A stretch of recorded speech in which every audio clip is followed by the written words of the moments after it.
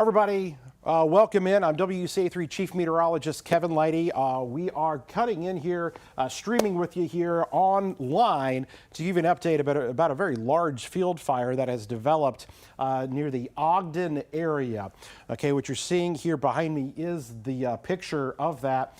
And you can see off in the distance there, the interstate. Meteorologist Dicky is out there right now. A very large fire has developed here. We're just getting a bunch of people that are just now hopping on, so I'm going to give it a few more seconds here before I have Jacob give his live report. But he is in the storm tracker out there. That fire, again, really getting out of control on what has been a very windy day. A day, obviously, we've been kind of fearing that something like this may happen. And again, you can see that smoke that's coming across. So again, as people are hopping in here on with us, I will go ahead and send things over to Jacob now, who is out there on the scene, again, just south of Ogden. And Jacob, the pictures there, man, look at the interstate as traffic's trying to make its way through. This is a very large fire. Tell us what you are seeing and just how big this thing is. Hey Kevin, we are on the northeast side of Ogden here. There's been some sort of either something just burned up very quickly. That big plume of black smoke just blew up very fast. We know there is traffic on the interstate in that smoke at this time. The interstate traffic got stopped pretty quickly. We saw the flames approaching. You can see now fire crews are up on that scene. They are overwhelmed right now. There is a call for as many folks as they can get here. You can see one of the folks that are on this fire there. You can see we've seen fire trucks rolling up.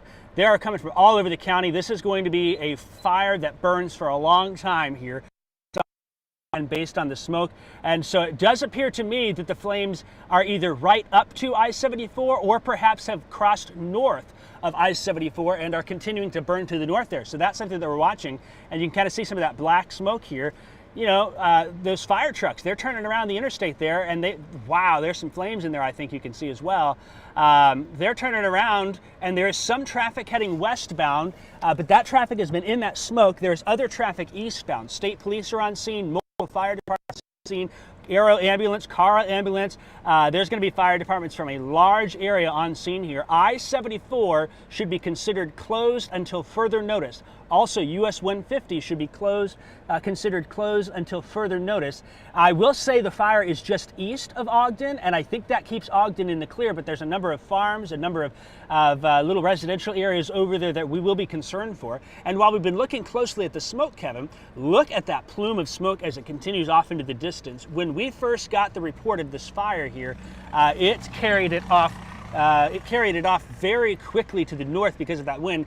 There goes Ogden Fire right now. They are heading out to that scene, and it's an all-hands-on-deck situation here, Kevin. There are folks in town directing traffic. There are folks in town who are jumping in to assist. Farmers are heading in to assist as well as these flames continue to burn here. And where I'm at, Kevin, I am behind the fire. I can smell smoke. From here, I'm probably a mile back from this as traffic now is stopped on I-70 there. I-75 is, you can see all that semi-traffic. We've seen vehicles turning around on the interstate there, so they are heading out to fight this fire in just awful conditions here. Let's hope, Kevin, that they can get their hands on this fire. And I'll say this, while this is one fire that is happening, I've caught word of a few other fires in the area. There was an earlier fire down southwest of Arthur that was contained pretty quickly. Crews got a jump on that. There's also an active fire in the Chenoa area and others in Livingston County because of the dry and windy conditions. And this is going to be a long afternoon and potentially a long evening and night for firefighters here to the east of Ogden. Kevin, that's my report. I think what I'm going to do is I'm going to jump. Okay, we lost his signal there just for a second. Yep. No, yeah, go ahead. I think I was hearing you talk about kind of changing your vantage point there. I'll let you go ahead and do your thing for right now. We'll keep your shot up there. And again, guys, so we've got Jacob out there. I wanted to show something else because just to give a point of reference as to kind of where this is located. And so what I'm going to do is show you guys the map of this, okay, where all of this is located. And so this is Ogden right here. Now you can see along the interstate, you see where the red color is showing up. So here's Ogden, okay? You got Ogden right here. And so the interstate here, even parts of 150 that are covered up here because, again, this is a massive fire that is out there. And so it is coming across, again, just east of town, it looks like. So probably in the field there, just kind of south and east of Ogden there and near 150 in that area. But it's right there. So, again, a very large field fire is ongoing as we speak in just near the Ogden area here. So you need to be definitely, heating things if you're over that way. Crews are on scene, as Jacob was just kind of mentioning there.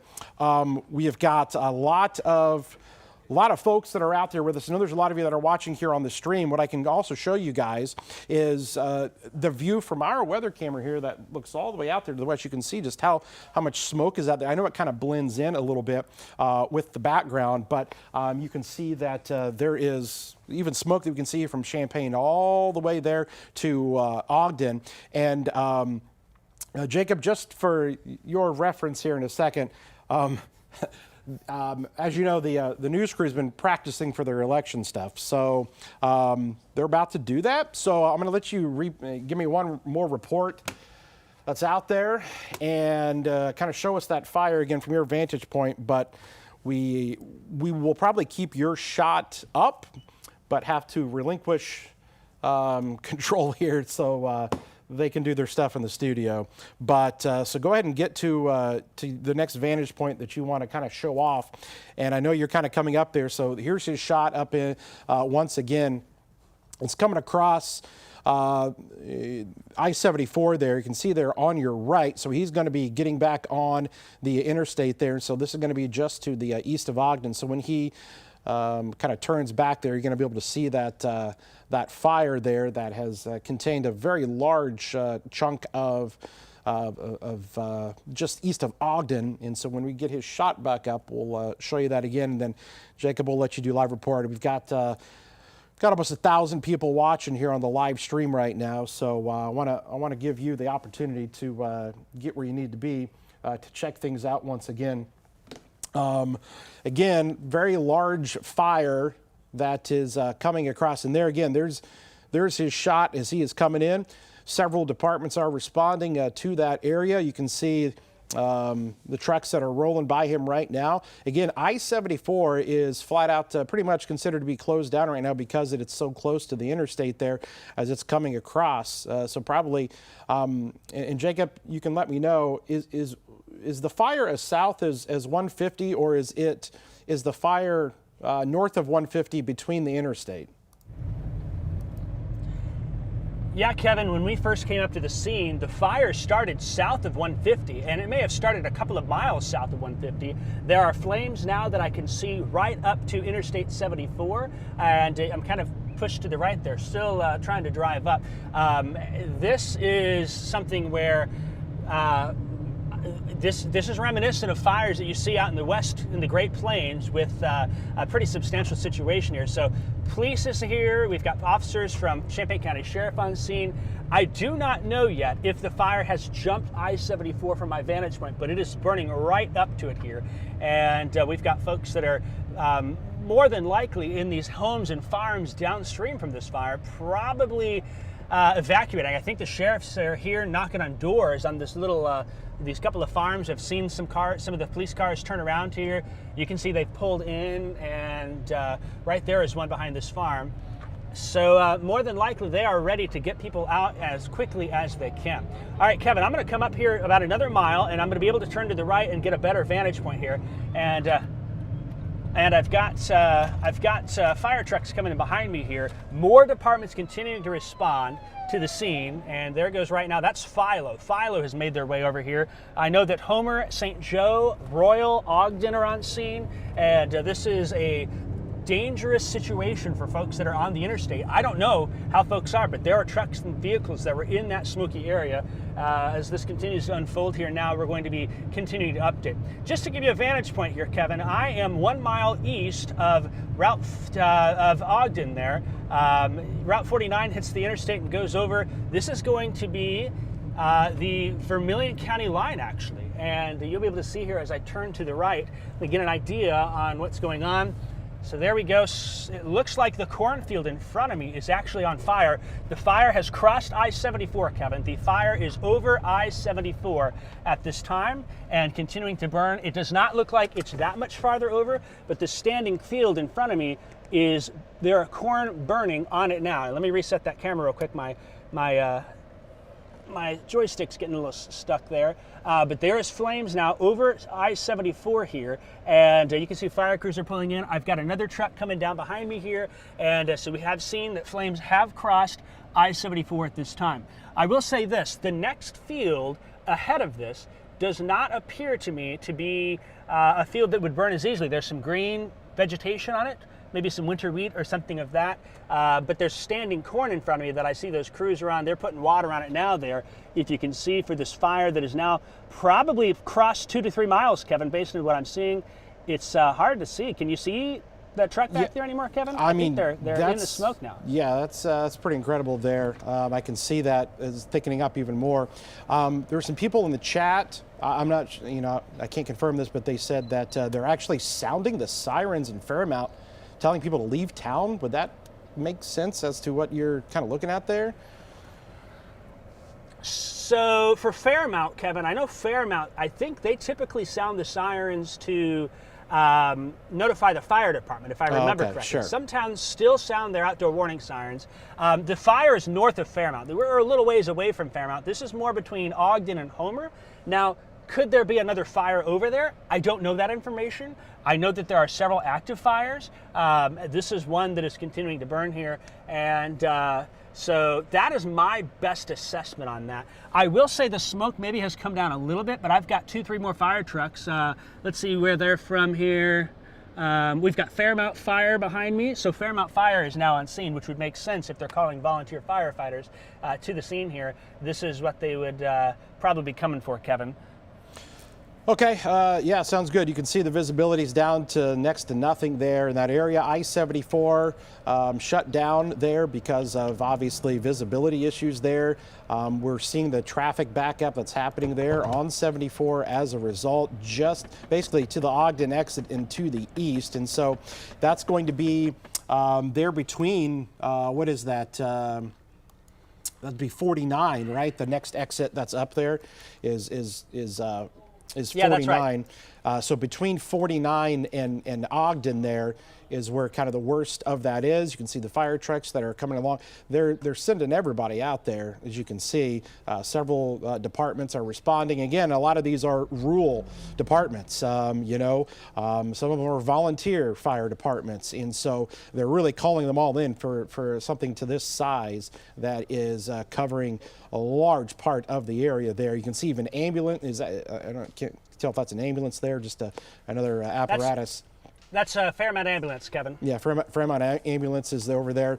Again, with the wind staying as strong as they are, this is only going to continue to potentially get worse if they don't get a hold of this. And again, Jacob, it looks like that's a field there that has not been harvested yet. So those crops are getting damaged, as because sometimes these fields have already been harvested and they can still burn but that's an unharvested field there that is on fire, correct? Yes, that's right, Kevin. It is some standing corn. And so, a lot of harvest progress has been made here. I'm trying to think here, Kevin, real quick. I'm going to turn the camera actually a little bit. I think, let's see if I can reset this here. If this gives you an idea, pardon my camera work, you might be able to see here. Let me zoom out and get my bearings on the camera. See that right there? That's about 100 feet ahead of where the flames are right now. There may very well be embers and ash that are carrying far ahead of this there. That's in the middle of the field, and that's the green field I was thinking might be helpful from that. Looks like behind me as well, and I'm going to pull the camera off to kind of show you here. So pardon the bounciness, and hope you don't lose me. Looks like you lost me there. Yeah, we lost you there for a second, but we'll bring that. Yeah, you're good. We'll bring that back.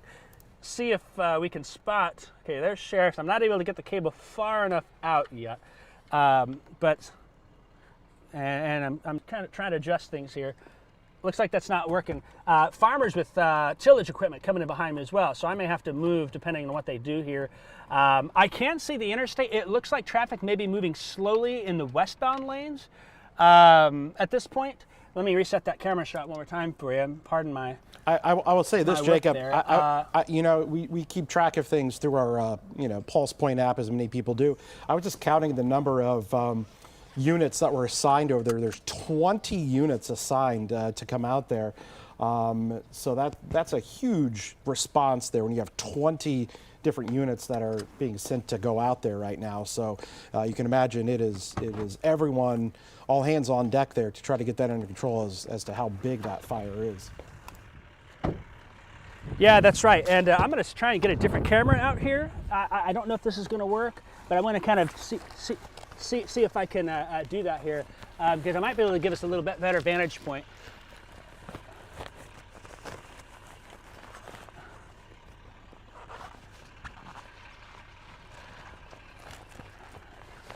All right, Kevin, are we still on me by chance, Kevin, or are we still on digital? What's our status right now, just so I'm aware? Yeah, sorry, Jacob. No, we're still on.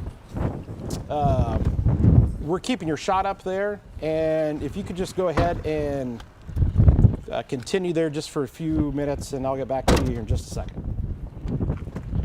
All right, sounds good. I'm going to stick in the car then. It looks like to me, perhaps from my vantage point now, I-74 traffic is very slow in the westbound lanes and perhaps the eastbound lanes, but I would suggest that with this, perhaps what we're seeing here is perhaps crews are getting a jump on things. There was a bunch of fire trucks on the south side of the interstate. Right now, my location is 1 mile north and east of I-74 here, and this standing field may have some corn burning on it. We've seen some light puddles, a little bit of smoke in the field next to me, so we're watching for embers and things of that. But maybe at this point, there's enough units that are starting to contain this blaze here, and you can see how hazy it is up there with that smoke coming on through. But it is so windy out here that the smoke is just moving at a very quick rate is what we're looking at. So I'm going to try and move forth a little bit here. And as I do that, maybe we'll get a slightly better vantage point, a little more understanding on what's going on in the field up here. Again, kind of looking at the interstate traffic, I can make it out. It is either very slow or not. Wow, okay. So there may still be some new active flames that are going up as I see things are burning quickly here. So we still have active flames that just had to move forth to get a view around those trees there. And you can see the smoke in the distance there in this field. And so this is going to be where they're coming next as they continue to watch things. And a new flare-up in this cornfield, this standing cornfield, which means we're probably going to get a lot more activity here before long. Firefighters are in the field next to me. They're stamping out. It looks like some farmers are stamping out some of those burn spots that have picked on up. But by chance, Kevin, wow, can you see this vantage point, Kevin? Yeah, this is incredible video here. Yeah. There is embers and there is corn in the air right now, and we're getting a lot of that smoke as well coming on scene here, so we may not stick here much longer, but this is flaring up very quickly yet again, and we'll probably have to relocate before long. I do know the flames are now north of I-74. Wow, can you see? Look at all that, Kevin, all that debris coming through the air. I mean, it is burnt corn, it is burnt stubble from this fire that just flared up again here, so definitely farmers are going to have their hands full, and they are now working to protect structures. Behind me, I see them setting up for a shed. They're working to protect that shed because it is straight in the line here. To my right is, wow, this is just incredible video here, Kevin. To my right is a little forested area, wooded area. There is a barn shed behind me. They got a tanker truck ready, and this smoke is growing out of control very quickly again, Kevin. Let me send it back to you for a minute, Kevin. I need to get my bearings and figure out where I might need to go next because this fire is picking back up quickly. Yeah. Just stunning video that we're seeing right now. Yeah, no, go ahead, do what you got to do there. We're sticking with this here, Jacob. So we're gonna stay on with you guys. Okay, so what I'm gonna do is I'm gonna turn off his mic there for a second. But look at his shot there. Boy, that's coming. Boy, he's in the thick of it there. Take a look at that. He's right near where that fire is, and you can see just how close he is to that area. That field is going up right now. I mean, geez, as close as he is, I mean, I know it's not a fire NATO, but a smoke. I mean, that would look like a normal tornado. Look at the corn stalks that are coming towards him in that general direction as that fire is coming right across that field here right now. Again, this, for those just tuning in, again, near Ogden, and you can see the fire there that is through this unharvested field, and look at all the stalks there that are kind of coming right. Okay, Jacob, I see you waving there. Go ahead, bud. Hey, firefighters are running out of the scene here. They are evacuating this road right now. They're telling us to back up. I just saw one come running down in the ambulance, and so they are moving quickly to get out because the fire is burning out of control. So we're backing up as well. Going to turn around here, but it picked up real quick there for a second, and you can see all that debris in the air. And so as I back up here, I'm going to turn around in a second, but wanted to let you know that they are now telling folks on this road here to get out of here before it gets even closer. Kevin, back to you. Okay, perfect. Got you there, Jacob. So Jacob is now going to obviously make his way, get to a better vantage point there. But you can see just how quickly the smoke is kind of kicking up across the area.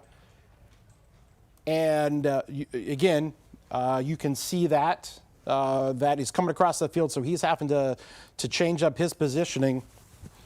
As you can see with that thick smoke that's moving through the area. Again, parts of I-74 are closed down right now. Again, that field fire, again, they're even the units that are responding, they're having to reposition their stuff as well. And you can see, wow, you can look at the sun there that's kind of peeking through. You can see the corn stalks that are kind of coming right at them as that field is continuing to burn. And boy, Jacob, he's right there. You got to make sure that you're in a safe spot there as well. But you can see it's kind of, yeah. Camera. No, your camera just went out. Camera went out. Okay, camera's out. Jacob can't see anything. There we go.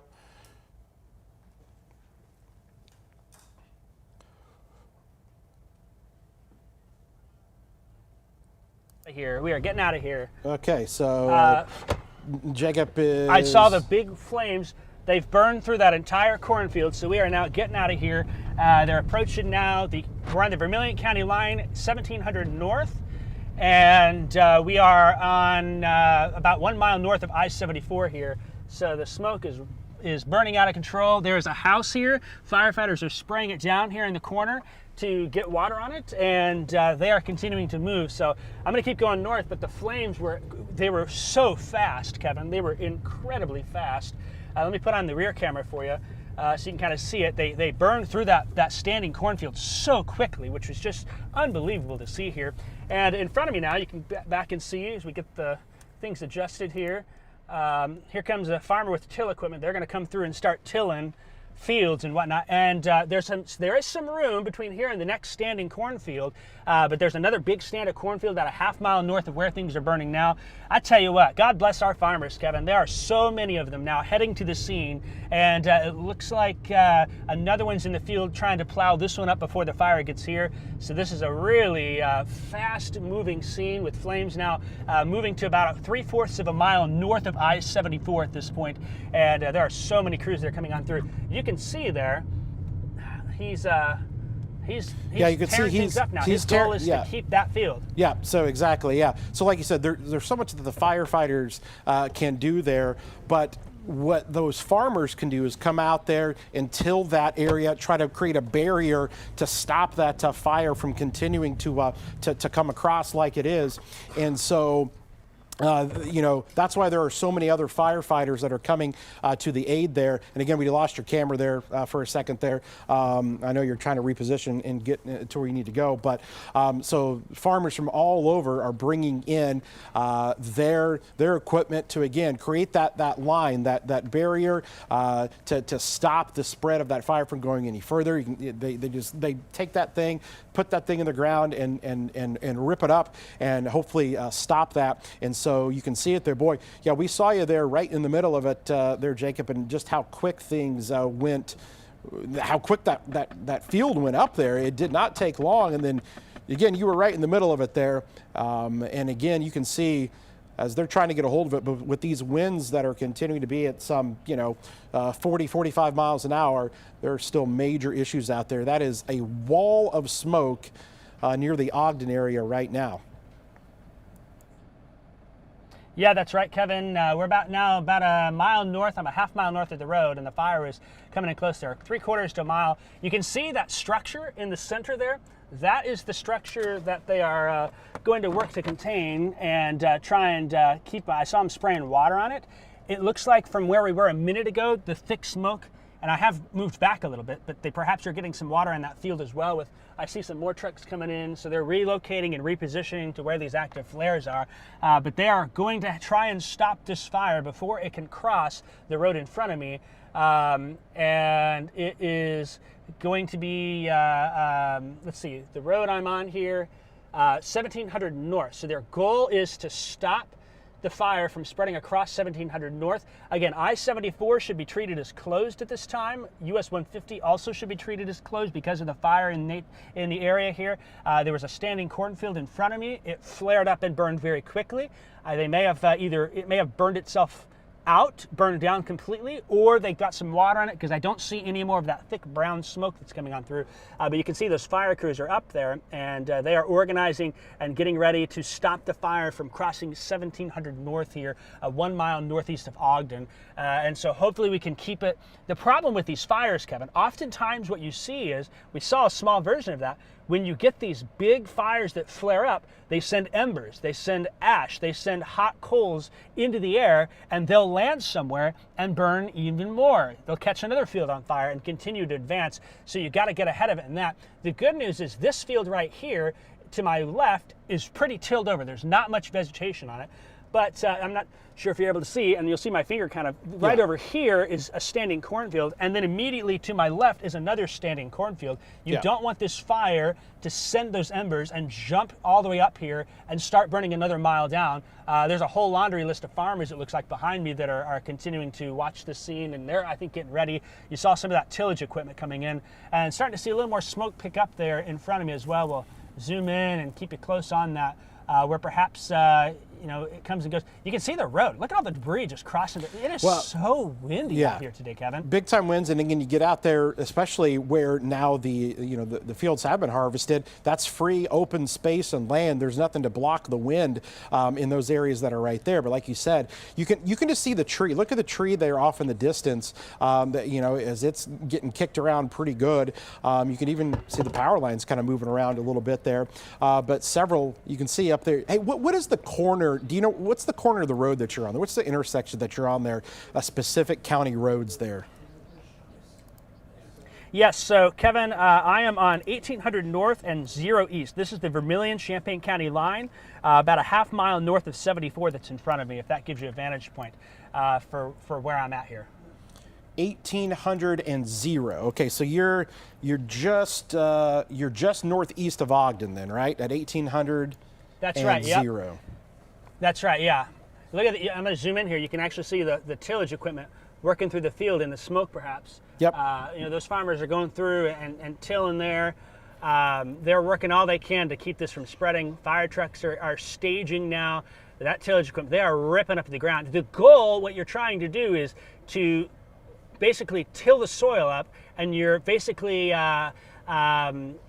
taking the vegetation and running it down. So putting it into the ground so it's not as much exposed material, and they will rip through standing corn if they have to put out the fire. Oh yeah. Looks like we got fire crews that are going by now, and they're repositioning now, kind of moving up. I don't see any new, oh my gosh, Kevin, the fire is a mile behind me. This fire has spread. It is now behind me, Kevin. Let me get this turned around here. Oh my gosh, we were talking about the spread here. You are not going to believe what you're about to see, Kevin. Yeah, there you go. There it is. It has gone to that next field. Major advancement of the fire here. They are now racing to catch up. This fire has now probably burned 4, 5, 6 miles. Wow, that is not good here as this fire is now spread. It's jumped at least 1.5 miles over this field in front of me, Kevin. So new big flare up from this fire, going up. This is going to be up between... Southeast of Royal. Getting the idea here, 1900 and probably 2000 road there. We're not quite to Royal yet, but a new major expansion of the fire here as it continues to move to the north. So we're gonna head up that way because this is where the new... Yeah, you're essentially on the county line of Vermilion and Champaign. You're going north towards Royal. Royal would be on the left side of your screen there, and on the right side of your screen would be into Vermilion County there. Is that correct? As you're traveling north there on 0, is that right? That is right. Yeah. So I can see the wind farm there. That's up between Paxton and down in northeastern part of the county here. There's a bunch of farmers that are positioning here. Firefighters are working through. This is, I mean, that just grew so quickly, Kevin, where, wow, you feel for what's going on here as the crews continue to maneuver and get in place. We just passed Homer Fire. They're kind of set up here. It's still burning behind me, but now this fire has jumped. And we're going to try and get up here and see what it is. I think it's the standing cornfield. Those embers went so far to where now we're up at the corner here of 1900 North coming up at County Line. And yeah, there you go. You can see some of that active flames in the standing corn there. So let me just pull over and position myself and get a shot of those flames for you, Kevin. That's standing corn. That's what it looks like. It'll go up quick. I know you lost my camera. Yep. There we go. You can see in there, this is what they're now having to work with and deal with is more issues like that as they're doing their best to contain it. But it spreads so quickly. It is so hard to contain the flames here. And to my right, we've got corn burning basically due right of me all the way up to the intersection here, about a half-mile stretch of it where this corn is dry, it is ready to burn, and unfortunately that is what we are seeing here with what's going on now. A new expansion of the fire in Champaign County. I think it's safe to say, Kevin, the numbers officially will be later. If the 120-acre fire was the biggest one Champaign County had seen maybe a week or so ago, it is hard to imagine that this one is not bigger already based on how many miles this has traveled here. And so that corn is now burning up pretty quickly here with flames about a half-mile south at 1900 North, now carrying off to the north and east. And what that was, Kevin, is all that ash we showed you when the fire exploded in front of us. Those embers carried on, lit this field on fire here, and that's what we're dealing with now as we continue to see this fire spread more and more. I'm gonna have to get over more. I got some tillage equipment coming in behind me and I won't get in their way. So allow me to just kind of You're good. Cross the ditch here and Yep. get out of their way. You'll see what they're doing. And You're there's good. a parade of fire trucks coming behind me too. So technically that's to the north. I know you're losing my camera. You're good. So technically that is to your north and east. So that's technically in Vermilion County. Would that field be in Vermilion County then? That is a Vermilion County field. That is correct. Yeah. And you can see off in the distance, we've had some people asking about where the wind farm is. You can see on the left part of your screen, his camera there, the wind turbines that are off in the distance, just to give you kind of some reference there. You can see those, and that's where those are located over there in Vermilion County.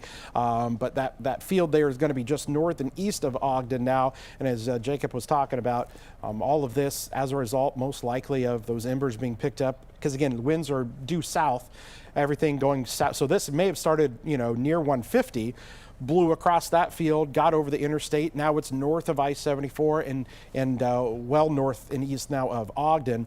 And so if that would kind of continue, then you're talking about what places there, kind of a rural portion there of Vermilion County. But you're talking about east of Royal and near the Cal Ridge, wind farm there going off to the north and east. And so that's kind of his location of where he is at. As those of you are out there, we're being told that, again, that traffic is continuing to be kind of diverted off of 74 there, as I believe was the last report that we got from our reporter Amanda Brennan. I-74 westbound traffic rerouted to US 150 at exit 200, and I-74 eastbound traffic being diverted to US 150 at exit 192. Jacob there again on the scene showing us the live pictures. This is happening right now. You can see all of the different apparatuses, units that are responding out there at this time. And they're just driving out in the fields there doing what they can. But again, they can only do so much, putting water out there on some of those fields, but it's so big. Again, it does take those farmers bringing out their tillage equipment to try to get it under control. But unfortunately, Jacob, these winds aren't dying down anytime soon, and so this could continue to be an issue here through this evening. We were worried about this same scenario playing out this entire day. We've talked about it the last several days, and it is definitely coming to fruition here on this Tuesday afternoon at 3:30 p.m. So Jacob, will send it back over to you for right now and let us know what you're seeing. Sounds good, Kevin. Just to let you know some updates here that I've gotten. The other thing is now a bunch of Vermilion County fire departments are responding to this too. There's probably 30, 40 plus trucks out here or on the way. They've just called for more reinforcements from Vermilion County because it has crossed the county line. And so now the two counties of fire trucks are going to work together. The fire departments are. Let's turn this camera back around. You can see what these crews have to do here. This one is spraying the edge of it. Now the problem here, Kevin, is we're kind of at the back edge of this. So the fire is actually burning a little bit closer to us because of what's going on here. And you can see all of the, if you see all this debris now that's kind of flying around, they are not harvesting, they are just straight up chopping up the corn, the standing corn behind me now to try and get to stop the fire from spreading. We don't know at this point how far to the east, we don't know at this point how far to the north the fire is burned. It may continue to burn in that direction and give firefighters a run for their money here as it continues to do so. You can kind of see he's spraying water now to try and get around this fire, and you can see those fire trucks that are continuing to move on through. All right, Kevin, I do know that it's 3:32 right now. Just between planning and you and I have a feeling this may be some potential wall-to-wall coverage if things continue this way at 4 or some extended coverage. If that's the case, I'm going to get reset, but kind of thinking ahead here, we're going to keep up. We've got Fithian, Muncie, Collison fire truck just rolled up. There are trucks in the field, and here you can see now coming around the corner is the farmer that is tilling to try and stop the fire from spreading. They're basically cutting the fire line and working to contain that there as this dangerous situation continues to escalate. I mean, they are working so fast here to try and keep up with this fire, and we hope that we don't see what happened moments ago happen again, where that fire jumps the line, moves another mile or two downstream, and pick up in the pace there. Also spotting the Bluegrass Fire District is here. There are pumper trucks with water. There are tanker trucks that are out here. There are field units. We've seen some of the UTVs that fire departments have. They're all responding, and they are actually, I'll put the camera behind me up, see if you can see that one. That's the front camera. There's the back one. Not working very well. Still smoke behind me from fires that are ongoing, and then they are using this barn here as a staging ground for what's going on there. So I wanted to illustrate that. And fire trucks continuing to move into the field here as they're entering. You can see now a fire truck there just came from through the smoke. This is a scene that continues to unfold. And I tell you what, Kevin, do you see the smoke that's popped up right there? I have a feeling this fire may have spread based on that new plume of smoke that just took off.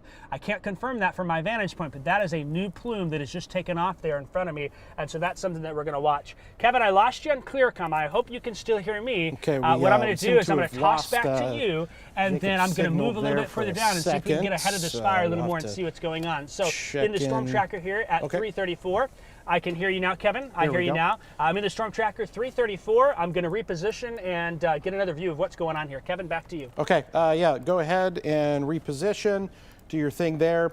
So again, just to give you guys, again, a little bit of an update on kind of what's going on here right now. Here about, 45 minutes ago, some of the first reports came out of a field fire that was just kind of south and maybe even just slightly south and east of Ogden there. That fire then continued to make its way to the north, skipping over I-74 and now is north of I-74 as well. Again, you can see that that fire continues to burn as those embers continue to get picked up, thrown across to the next field over, and They're doing their best. There's a lot of people out there that are responding to this. All of basically the rural fire departments there. Again, I counted some 20 different ones that were out there located there right near the Champaign-Vermilion County line. You can see how fast that smoke is moving across this county road here, as Jacob's been pretty much on that Vermilion-Champaign County line north and east of Ogden. And so the winds are really still kind of kicking up, and you can see picking up those corn stalks, blowing them. If they're burning, they get transported over to the next field. And it's unfortunate that the pattern just continues there. Jacob, are you back in a better position now, or are you okay? So I see you there. Boy, look how fast, I mean, that smoke is moving across. Yeah, that's what I wanted to do, is give you a vantage point and an idea of what these 40-mile-an-hour gusts are doing. There are huge flames just to the right of the camera. I can't get them on my vantage point, but it continues to burn through this field.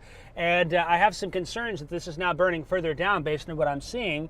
I don't know how far, but the wind is so strong here that it is pushing this fire so fast. This is why we've pleaded with you to avoid burning. Now, we don't know the cause of this fire. It may have been a hot combine. It may have been a harvester, something like that. Accidents happen, things of that. But the fact that we are dealing with this situation now shows what those conditions have led to for us here, as it has. So, with that, Kevin, kind of watching this. We've got more fire trucks jumping the field in front of me now and more coming in behind. So I'm going to reposition again here. And I know you're talking with producers. I can hear you in my ear there. But we're going to go another mile up, and you kind of see how big that smoke is there. They are jumping to the next field. This is a really bad situation for us here as we continue to watch. Now we're at 1900 North and the Vermilion-Champaign County line, and we're going to cut a mile north because flames have jumped 1900 North now and are continuing to move to the north. I don't know how far, but we're going to try and get a vantage point on that here, Kevin. There's a farm that's tucked in there too. I can see an old corn crib and maybe a shed that's back there. That's going to be really concerning. That is in the direct path of this fire as it continues to burn to the north. So some sort of farmstead in the path of this, and all of that smoke is being carried to the north. I would be curious as well, Kevin, if you get a chance the next time I'm talking, I'm thinking visible satellite has to be picking up on this smoke, and I think it's probably carrying this smoke an excessive amount of distance here. This is looking more north and northeast, so in that general direction, way off in the distance, you're getting towards Hoopston and Eastlyn and Rankin and Bismarck. I bet there's folks over there that are smelling the smoke or seeing that smoke because it continues to move to the north and continues to be a problem here. So we're going to keep moving to the north. Looks like maybe it's not quite to 2000 North, but I see a lot of traffic up there. A lot of folks are maybe staging because the flames have jumped 1900 North, are not to 2000 North yet. The other thing is, I don't know if there's any NWS alerts that are issued for these types of things, Kevin. Are there any fire warnings or anything like that? We're kind of in some territory where we have not seen fire weather like this extreme in quite some time. So the dust storm warning was something new for us. You know, so far haven't heard any reports of that. I don't know if you have either, but you know, we're in some territory where about the worst case scenario is coming to reality, and that's what we're dealing with here. So I'm up to 1900 North now, and I think maybe it's 1900 North in Champaign County. I don't know if the numbers actually match up. So I thought it was at 1900 North back there, but we're gonna try and confirm that. I'm gonna cut to the east, Kevin. Yeah. I want to get more on the other side of the fire to give us a different vantage point. So I'm gonna move that way here. Give me a few minutes to reset, and then we'll check back into you here shortly. Okay. Kevin, back to you. Yep, sounds good. We're gonna switch back over here. Okay, so again, Jacob's still out in the storm tracker on this field fire that is north and east of Ogden. Okay, so again, it started there, kind of south there of town, made its way to the north, and is continuing to travel to the north. And so the smoke continues. Jacob was asking about any alerts or anything. So the Weather Service has not issued any kind of specific alert itself. The Illinois State Police. Yeah, so Jacob was talking about the semi-traffic there. So there's semis on these county roads. So they're getting diverted. I don't think they're taking the diverted area that maybe the police were hoping that they would take. But you've got a bunch of semi-trucks that are on some of these county roads. There's not something you typically see. These are not farm semis, hauling hauling grain and whatnot. These are actual semi trucks. Yeah, out-of-state license plates there. So again, county roads are going to get jumbled up here with these huge semi trucks. They are causing some issues as well. You can see that again where Jacob is traveling there as he's on those back county roads. The fields he's at there have largely been harvested. That doesn't necessarily get you out of the woods yet because there's still a lot of corn stalks there. There's still some of that vegetation that can burn, at least pick up some embers, and it's kind of continue that domino effect from field to the next field there. But a lot of people that are out there and trying to do their best to get a hold of this thing, which continues to seemingly be not fully under control just yet as it continues to travel more and more to the north. Again, good. I mean, boy, Ogden was close there for sure. And I'm just kind of looking at some other things. This can be completely unrelated, but it looks like there's a crash on I-74 just before St. Joe, and it's got I-74 eastbound really slowed down there. I don't know if people were looking at the smoke and fire and had an accident there, but it looks like there's something separate from this that is now kind of west of St. Joe, coming into the St. Joe exit there. It looks like there's an accident of some kind as I'm looking at our traffic maps. But as of right now, again, basically, you go north and east of Ogden. Jacob, have you made it to 49? Are you as far east as 49 yet? Not yet, Kevin. I am 1 mile to the west of that. In fact, if I pan the camera, I don't have the ability to do that now, but if I were to pan the camera over, I can see all the semi-traffic going north on 49, heading up towards Rantoul, Rankin areas and things of that. And so that is kind of what's going on there. I'm going to turn here, kind of a different vantage point. There is another field that has just kind of caught fire in front of me here, and I could see more flames, so it continues to spread. It does not look like, from my vantage point, the fire has spread past my point here. The road I'm on is actually going to be 1 mile inland, and the bridge is out on here, so it's not a through route, which kind of gives me a little bit more flexibility here. But you're able to see the smoke from this fire in this vantage point as it continues to billow. Another big plume coming up. In fact, one just kind of erupting there in the end. This field in front of me is tilled over pretty good, which is good news. There's still a little bit of vegetation, but it's not standing corn. And I'm going to try and zoom in here. I'm going to have to wipe the windows out because the focus is trying to pick up on all the dust and smoke that's made it inside the vehicle here. But you can see that new plume of smoke that's just gone up there on the left side of the screen with the active fire continuing on the right side as well here. And so that is what we're going to deal with here for much longer. I can see it in the smoke. You may not in the camera, but there are farmers in tractors, tillage equipment that are continuing to move on in. They're continuing to try and cut things down there. Let me clean my inside here a little bit because it's caught some of the smoke and whatnot. So let me zoom in. You'll see there's a farmer that is cutting through that standing corn there now.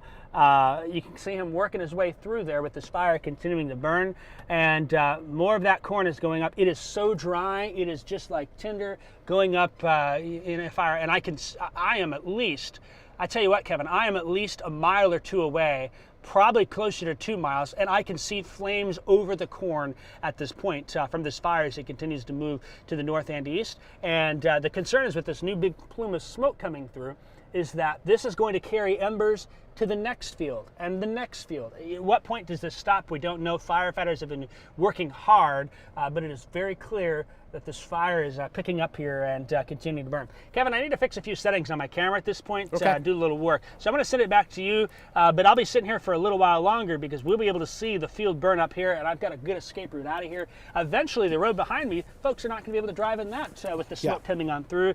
Just not a great time to be traveling between Champaign and Danville here in the Ogden, St. Joe, and Fithian off to my left here, to my south and east from that. So this area is not great right now. Look at that smoke continuing to billow there, Kevin. Yep, feel free to do what you got to do there to kind of readjust again. We're going to be with you off the top of the 4 o'clock newscast here in about 15 minutes or so. So we will be sure to check in with you here in a second as Jacob is over there doing some things with the camera. I just wanted to show you, so this is our view from our camera here in Champaign. it just looks like haziness out there. But you can almost tell kind of a distinct difference there of, the blue sky, and then it just becomes kind of gray. It's kind of tough to see, but it blends in. But you can see this from Champaign. If you look to the west, you can see that out there. So again, the fire continues to burn out here. Smoke plume extends about 25 to 30 miles on visible satellite from Ogden towards Wellington up to Hoopeston. So that smoke is now getting carried all the way northward towards the Wellington and Hoopeston area. This from the National Weather Service, as they're saying that they're seeing that smoke plume on the visible satellite. I'm going to see if I can't pull up a visible satellite image here and see if we can see any of that on our own views as well, because again, this is such a large area that is kind of being impacted here, and those winds are really kind of getting carried, or the embers there in the smoke it's going to keep going, because we've got 40-mile-an-hour winds that are out there. As a matter of fact, if I can pull up those current wind speeds for you, we'll throw that on the screen.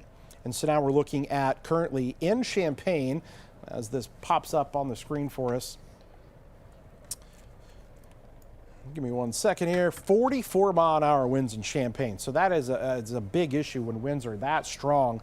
44 in Champaign and 40 in Mattoon as well. Are you guys ready? Okay, so give me just 1 second, guys. We're going to regroup with you, and we're going to keep the stream up here, and we're going to continue to show you this live view of this fire. Have a full report coming up here at 4 o'clock, but give us a second here, and we'll be right back with you here in just a few minutes.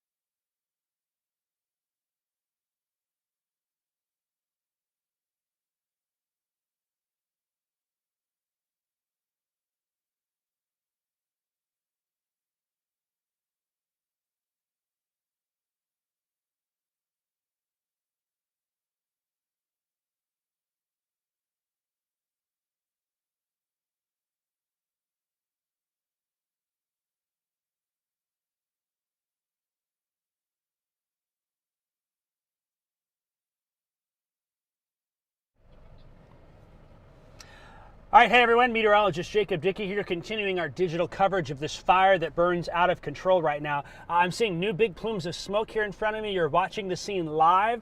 This is going to be northeast of Ogden by about 3 miles. If you look to the left there, off in the distance, you can barely see the water tower, about the left third of the screen. But right in there, I know there's a farm there. There's a corn crib and a shed that I passed by. I have no idea what's going on with that, but it is where that heavy smoke is, and some of this big, thick smoke billowing up is likely that standing corn that's been around that there. Some good news, perhaps, for the most part, it looks like down towards the Ogden area, looks like more down there. Perhaps the fire has been contained, but the leading edge continues to advance. And the concern is here with this new batch of smoke coming through. There's full of embers. It's full of heat, full of hot ash and things like that. This will land in the new fields that are filled here. So we are hoping that this fire doesn't jump. It did it once. It jumped 1.5 miles, sent embers into a field. There is another field off to my right, and so that is something that we're going to watch to see if that continues to spread. But there are farmers in there. There are firefighters actively working to contain this blaze. And there is still a little bit of smoke and haze towards Ogden, but it seems like the back edge of the fire has been contained, and that leading edge continues to move to the north here. We moved from behind the fire to the other side here, kind of to the east side, looking down towards I-74. It does appear that I-74 is at a standstill from my vantage point, and traffic is being diverted off at 49 northbound. Traffic also is being diverted to the west of here. This is an all-hands deck-on situation for Champaign County rural firefighters, as we have a major blaze continuing to unfold, and then we've heard that there may be another crash back at St. Joseph. Unknown the cause or what that is, but likely some sort of traffic congestion that led to this series of events that has unfolded for us in eastern Champaign County. I'll look around the state. I do not see other interstate closures anywhere. This is the main spot so far here at 350. Kind of checking the Facebook messages here as well. You know, you're able to see the smoke from all over the place from this, and continuing to see the fire spread here. I know when I got on the interstate in Champaign to head this direction, I could see the smoke, and that was something that almost shocked me a little bit by how big it was, and getting up close, it has proven itself to be just as big here. I think, Kevin, maybe you're back. Are you able to take over? You're okay. So the road that I'm on here, I'm gonna tell you the road that I'm on real quick. Get kind of updated. I did cross into Vermilion County. I am just south of the intersection of 100 Road East and 2000 North Road. And when it comes to Champaign and Vermilion counties, the roads are actually offset by a mile. So Vermilion County goes a further mile south of Georgetown there. So it's 1900 in Champaign County. It's 2000 in Vermilion County here, which I thought was what I was dealing with. The road to my south, 1900 East. Yes, correct. The road to my south, 1900 East in Vermilion County, it'd be 1800 in Champaign County. There's fire trucks that are down there. There's a long line of traffic trying to get through, but they are semi trucks that we saw trying to get through. They are stopped. A fire department and police are stopping them down there as they're trying to contain the blaze here. That smoke still billowing. I'm keeping an eye behind me. I mean, the smoke plume. Why don't I just turn around real quick before I toss to you, Kevin? You'll see how far north that smoke plume goes. You said, what, 25, 30 miles? Every mile of that, as evident as can be here, as we show you there the view as this goes to the north and east. This major fire ongoing here in Champaign County. Kevin, I'll send it back to you. I might try and reposition a little bit, get set for the 4 o'clock, and we'll check back in with you soon. Yeah, I'm going to let you get in position there. You're going to be on in about 7 or 8 minutes here. So we'll at least, I'll keep his shot up. His audio is off for now. We will, again, we're getting ready to go into our newscast here as well here in just a few minutes at 4 p.m. So those of you that are watching here online, you can tune in to WCIA here at 4 p.m. and we're going to continue that on First News at 4. Again, we've been streaming here for about an hour with this massive field fire that is ongoing and still going. We're being told that they're still asking for as many assets as they can get out there because it continues to kind of get out of control. Again, I'm just showing some of our weather cameras here that are in Champaign. You can just see look at the haziness that is like off in the distance. I know it's kind of tough to see here because it does kind of blend in here with the sky a little bit. But if you look to the east, you can definitely tell a distinct difference there from the blue sky, and then just like this settling of dust that is in the lower, a few hundred feet there off of the ground. So again, continuing to monitor things here closely. You can see Jacob shot there as they are out. The haze there through the sun that continues to show up. You can see that we're definitely looking at, still a major issue out there as firefighters are on scene. Those tanker trucks that are trying to bring water out there, that you can see right there as they're trying to till that field to basically create kind of a fire break there, hopefully, to prevent that fire from spreading any further. Again, we were about 5 minutes away from our newscast here. I encourage you guys to hop on to our live stream, to WCIA, whether it is on television there. We're going to be on there broadcasting here in just a few minutes, and that's where you can get kind of a full breakdown of everything. When we get into the newscast, we kind of lose the same ability to do the streaming stuff here, but we can do it from a better production value, essentially. And so we're going to give you that feed on here. So I'm going to be switching over to that here in just a few minutes, and you're going to either you can watch us on TV or continue to watch us here on the stream. Be sure to share this live feed with your friends and family, especially if you live anywhere in the Champaign-Vermilion County area, so they kind of know, because again, traffic is backed up. As a matter of fact, I'm looking at some big time, maybe some closures or something that's going on I-74 now. Eastbound, yeah, there's some activity. Looks like a crash that's west of St. Joe, and so anywhere between, boy, you get east of Champaign-Urbana, you get to St. Joe, and it is super backed up, and that stretches all the way east of Ogden now, basically to Fithian. So from the Fithian.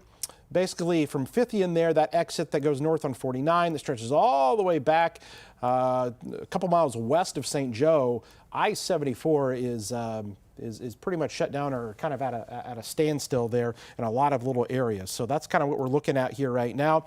Again, we're a couple minutes away from kicking things off here with WCA3 First News at 4. I-74 is closed down.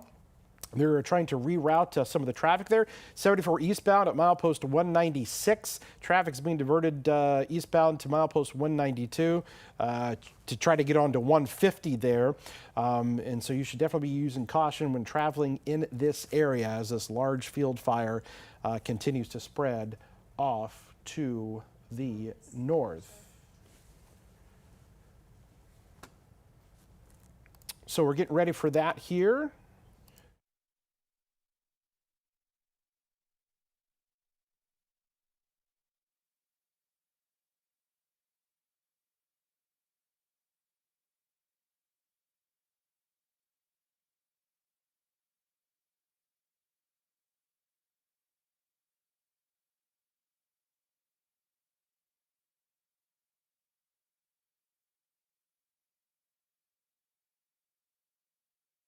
Okay, guys, again, we're just a few minutes away here to WCIA First News at 4.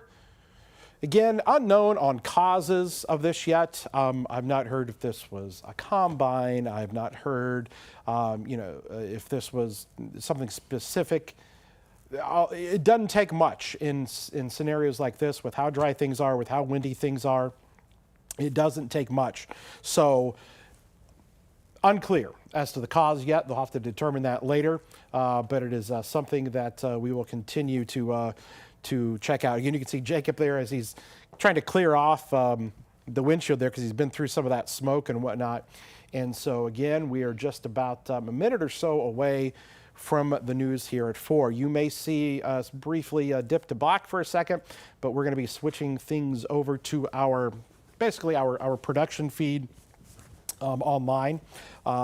So we will be back with you here in just a moment as we bring you our live broadcast here at 4 o'clock as we continue to bring you the latest on these field fires. Hopefully everybody that's tuned in here on the live stream still with us and will stick with us here. Just trying to get out as much information as we can regarding this as we are live on the scene in the storm tracker. Okay, guys, we'll be back here in just about less than a minute or so with much more coverage. Again, you can tune in on television as well as the 4 p.m. newscast about to start. We're told traffic is really a mess out there, and we'll have more with that when we come back here in just a few. So stick with us.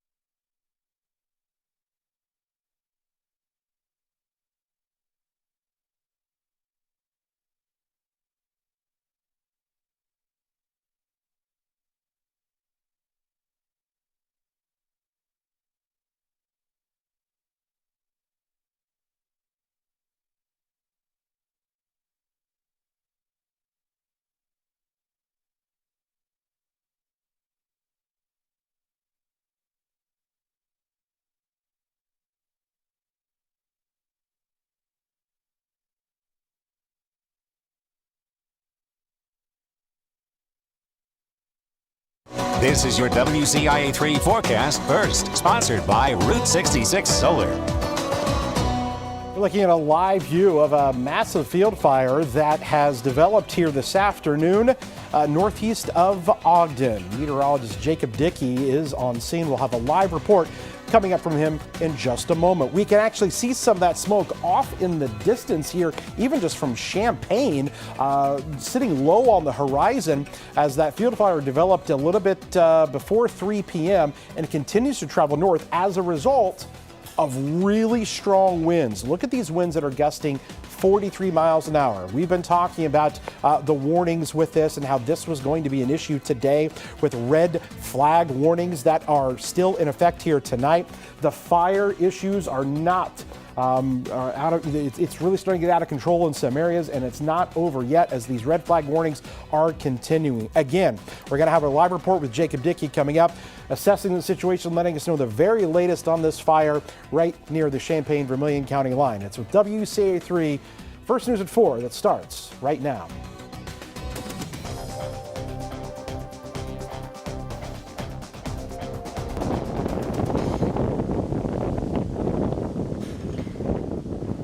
Strong winds like that and dry weather is strengthening a big field fire in Ogden right now. Parts of central Illinois are under 2 weather warnings. Dust storms are also a big concern. Good afternoon and welcome to First News at 4.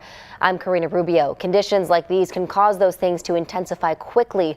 Let's go back to Chief Meteorologist Kevin Leidy, who's been tracking this. Kevin, give us an update. All right, so again, as we mentioned before, a little bit before 3 o'clock, we got notification that there might be a field fire that started to develop north and east of Ogden. And we have been on the scene pretty much since the start of this in the storm tracker.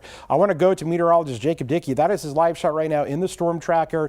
And Jacob, you're out there. The view that you're showing us right now, as you can see, that smoke is just off there to the left of your screen. Tell us about what you're seeing right now and where you're located. Yeah, Kevin, so when we started out here about 2:30 headed this way, the fire was about a mile south and east of Ogden. We're now 3 miles north and east of Ogden here, and this fire continues to spread. I'll turn the camera back around. There is still some smoke. It looks like in the last 15-20 minutes, maybe firefighters have gotten a good jump on this. The concern is, though, we saw this happen about 45 minutes ago.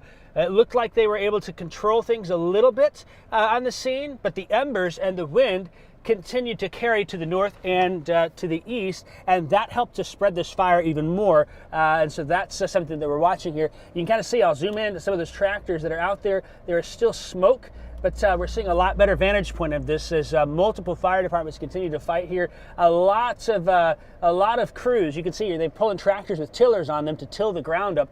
The goal is to basically build a fire break to keep it from spreading. But as I turn here in front of me, you'll see the wind, see all that debris blowing across the road. When one of these standing cornfields go up, it is then taking embers, it is taking ash, it is taking pieces of burning corn stalks here and blowing them over. So far, Kevin, to my left, about a half mile, there's another standing cornfield over there. I don't see another fire building yet there, but that happened before, and that's the concern now. A lot of fire crews now coming to my location on 2000 North and in Vermilion County here, just east of the Vermilion County line. You can see pumper trucks, there's brush trucks coming in.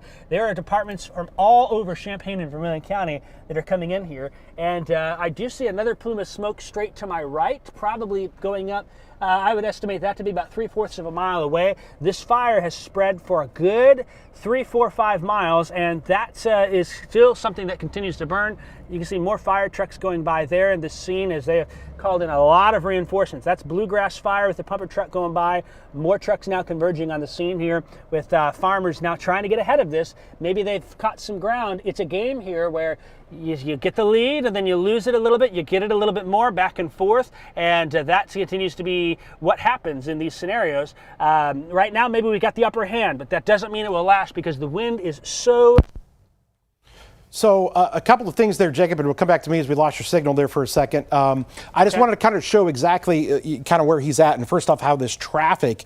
There's a couple different things here. I think there possibly was an accident along I-74. So see the red area here. So this is 74 right here. Okay, so it is backed up quite a bit here, west of St. Joe. That's not where the fire was. Okay, the fire actually started right about here, south and east of Ogden. Started traveling again to the north because winds are blowing from south to north. So you can see where traffic here has been basically, backed up. They've been diverting people there off of 74 to get onto 150 because the fire spread over I-74 and went northward. You see how there are still some of these yellow areas right through here? That's 49, okay, that is the exit there just after Ogden that goes to the north, the Fithian exit there. And so this is where essentially south and east of Royal, where those fires are still ongoing, okay? Because what's happening is everything's blowing to the north, okay? And so those embers are getting picked up, thrown to the north even more. But again, that fire first started down here just kind of south and east of Ogden, and you can still see there are a lot of issues here. Look at the traffic here along 74. The red color means traffic is really backed up, and even kind of closed down. That exit is right there. So again, that's what we're kind of looking at with this. And I just want to make mention about something else here, and just bear with me here for a second because I want to show we actually have, this just came into us here of potentially another fire that has started, and this is going to be up near south and west of Crescent City. We've got some indications that there might be another fire that's east of Onarga, south and west of Crescent City that's currently going up, north and west of Woodworth. So we actually have satellite imagery that is really good. And this is how we got tipped off by the other one earlier, satellite imagery that will show us that we have got another fire potentially that has occurred up here. So you can see this one that's right there, that's circled, and then the other one that's down here, okay, that we also have, that satellite imagery is picking up. So it kind of gives you an idea of where those field fires have been here. Jacob, I think you're back with us here. We're going to let you jump in there with this once again, as again, we'll have your shot up there. Jacob, what are you seeing there? And does it look like those farmers, they're tilling there to try to basically create a fire break so that fire doesn't continue? But you can see just how windy it is with those corn stalks blowing around.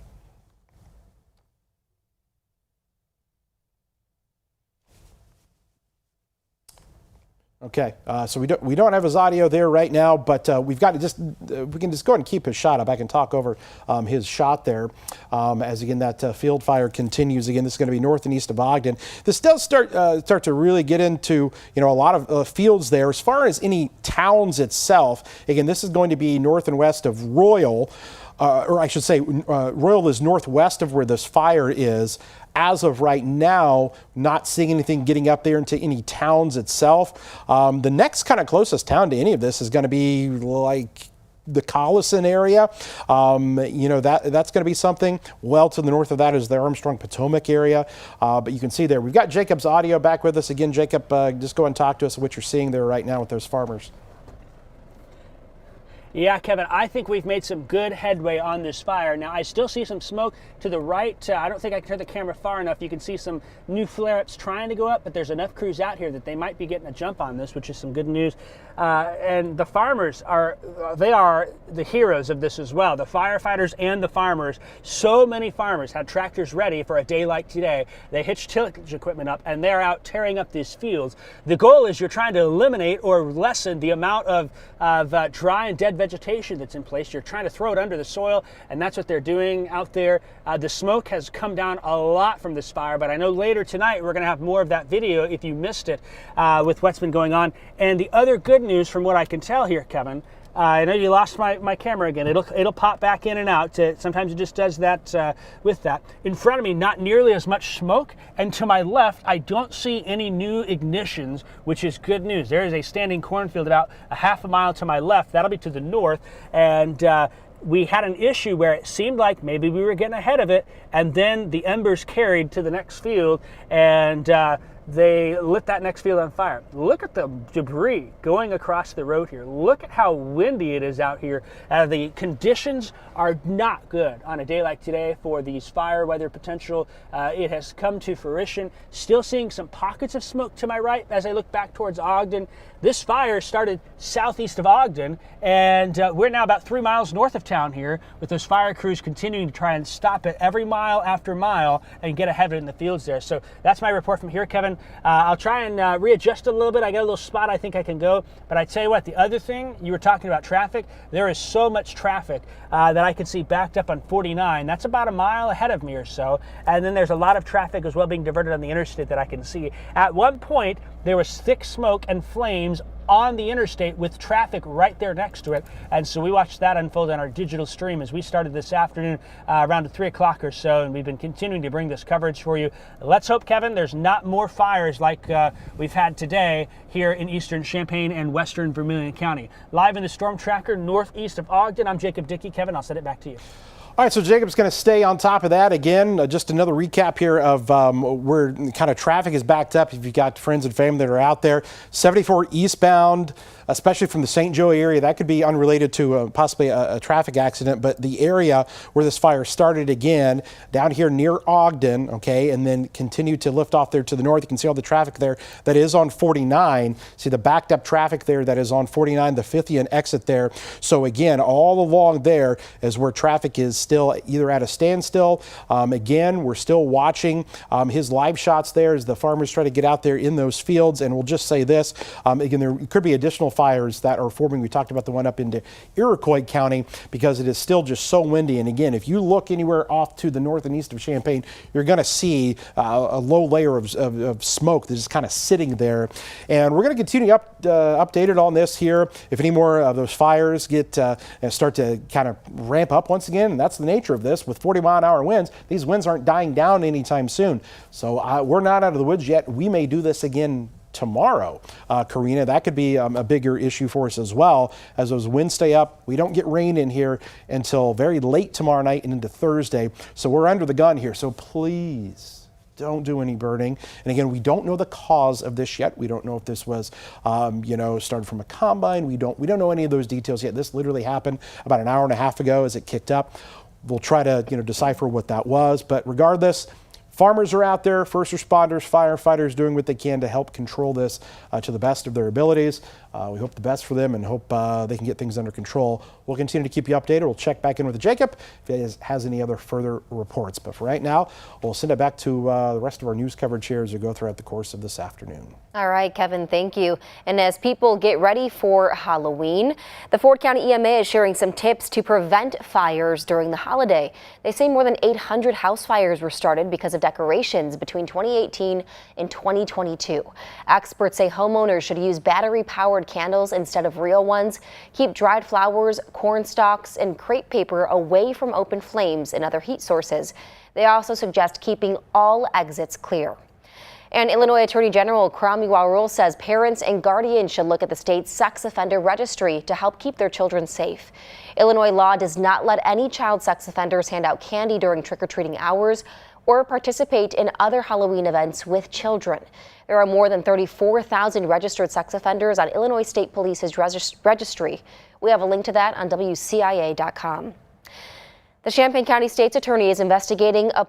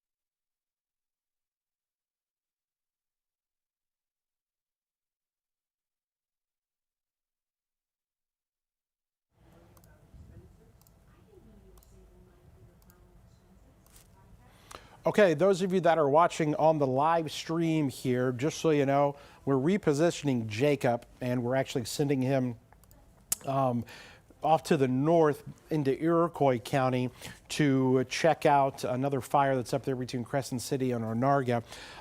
So we're going to let him get up there. I'll keep the stream going because I know there's still a lot of you that are watching, and I'm just going to turn on our newscast for right now because we're going to do another hit here coming up here in just a little bit to talk about the weather, and we're going to re-rack some of the video that Jacob had when he was on that initial fire there in Ogden when he was right kind of in the thick of it. So that's going to be coming up. So again, some of you are watching on the live stream. Again, this is it's a fluid situation. We're trying to do a newscast, while we're trying to do our streaming on social. We're in the middle of both. We're in the same place that we do all of that. So you're going to see kind of portions of this kind of come in and out. Again, you can still see off in the distance just that smoke plume that's out there east of Champaign-Urbana. So again, I'm just going to switch this feed essentially over to our First News at 4, basically live feed, the feed that comes straight from the control room. And so you're going to get a little bit of news in there, but then we do have another weather hit that's coming up here in just a little bit. Again, Jacob is on his way up into Iroquois County to check out the next fire that's up there and assess the situation for those that are up that way. Again, just an FYI, we possibly heard of an accident on Homer Catlin Road from not too long ago. Unclear 100% what is, but there on Catlin Homer Road, about a mile east of Homer, possibly an accident there that may have involved a semi and another vehicle. So something we're trying to confirm with that, but just something to kind of throw out there with you as well. In the meantime, I'm going to switch things over to our feed from the control room as you're going to watch the rest of our 4 o'clock newscast. So thanks for hanging out here with us, guys.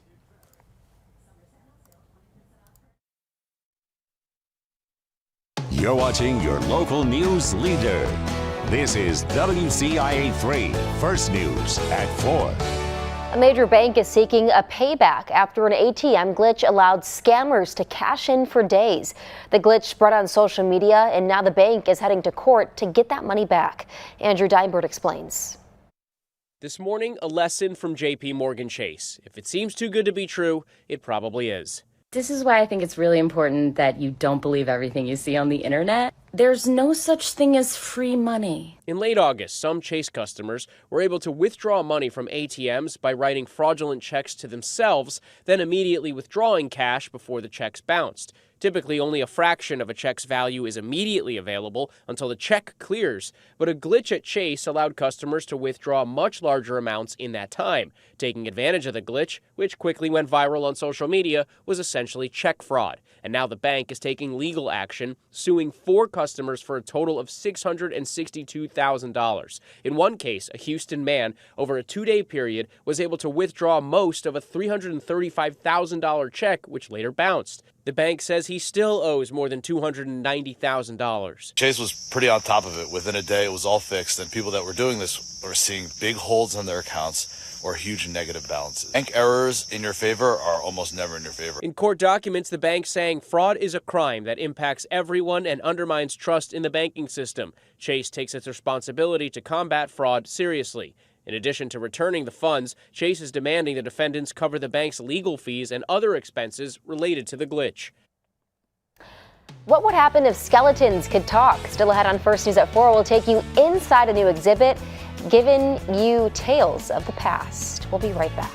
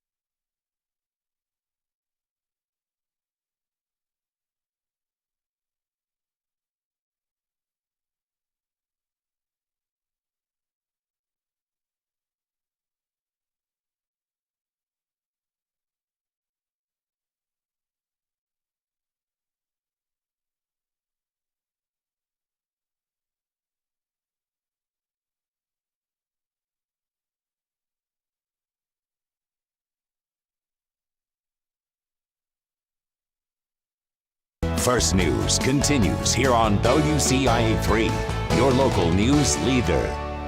Artificial intelligence is bringing animals back to life in a unique experiment. Tina Kraus shows us what it's all about. In a museum full of skeletons, you might wonder, hello, how are you? Who's he talking to? After all, the last time a dodo was seen alive was nearly 400 years ago. But artificial intelligence has given this one new life. Reviving the dodo is a thought-provoking notion. Researchers in Cambridge, England are aiming to deepen our ties to nature through face-to-face chats with long-lost creatures. The conversation starts by scanning a QR code. They can have an actual conversation with an animal, with a specimen, and that, I think, brings it to life in a really different way than a normal museum exhibit might. Fellow creatures. AI is giving a voice to 13 specimens, including a narwhal, a butterfly, a fin whale, and even a cockroach. And these smart skeletons know more than just the facts. They come with personalities, too.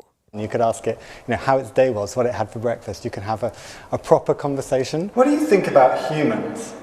Humans, a curious bunch indeed. Your fascination with nature's quirks, like me, can spark important conversations about biodiversity and conservation. Jack, welcome back. Museum directors hope giving visitors a playful, personalized approach will ignite a passion for preservation. Tina Kraus, CBS News, London. If you didn't know, today is National Cat Day. Ted Linder shares a couple of fun facts about the furry felines. Today marks National Cat Day, and with more than 45 million American households owning pet cats, it's time to bring a little festivity to these felines. There are about 360 million pet cats in the world. I think that's a great underestimation. I would suspect that probably it's much closer to 750 million around the world. So how did early cats become the modern-day furry friends we have today? Cats were thought to be domesticated around 3,000 years ago in East Africa. And we say domesticated because cats really aren't completely domesticated. That's what some people love about them. They love seeing a little bit of the jungle in their living room. But while they're known to be fiercely independent, there's possible signs that you and your cat may share a special bond. They only meow to human beings, so if they meow to you, they have that communication with you. Their eyes can also be a dead giveaway. Cats also, between each other, will slow blink. And by slow blinking, it tells other cats that they have trust and affection in that other cat. And so some cat owners will slow blink with their cat. If their cat is looking at them, they'll blink slowly and watch for the same response from the cat. And if you've ever wondered why your cat sometimes looks like it's kneading bread. Certainly cats, when they make biscuits and they're doing this kind of thing, that's part of the residue from the wild where they were making their bedding. Meanwhile, with Halloween right around the corner, vets are shutting down age-old rumors that black cats are bad luck. Black cats are wonderful cats. They're not unlucky. They have this myth about them. Strong winds and dry conditions are causing weather warnings across central Illinois. Coming up, Kevin has another check of your forecast, along with an update on field fires that is carrying smoke throughout the area. We'll be right back.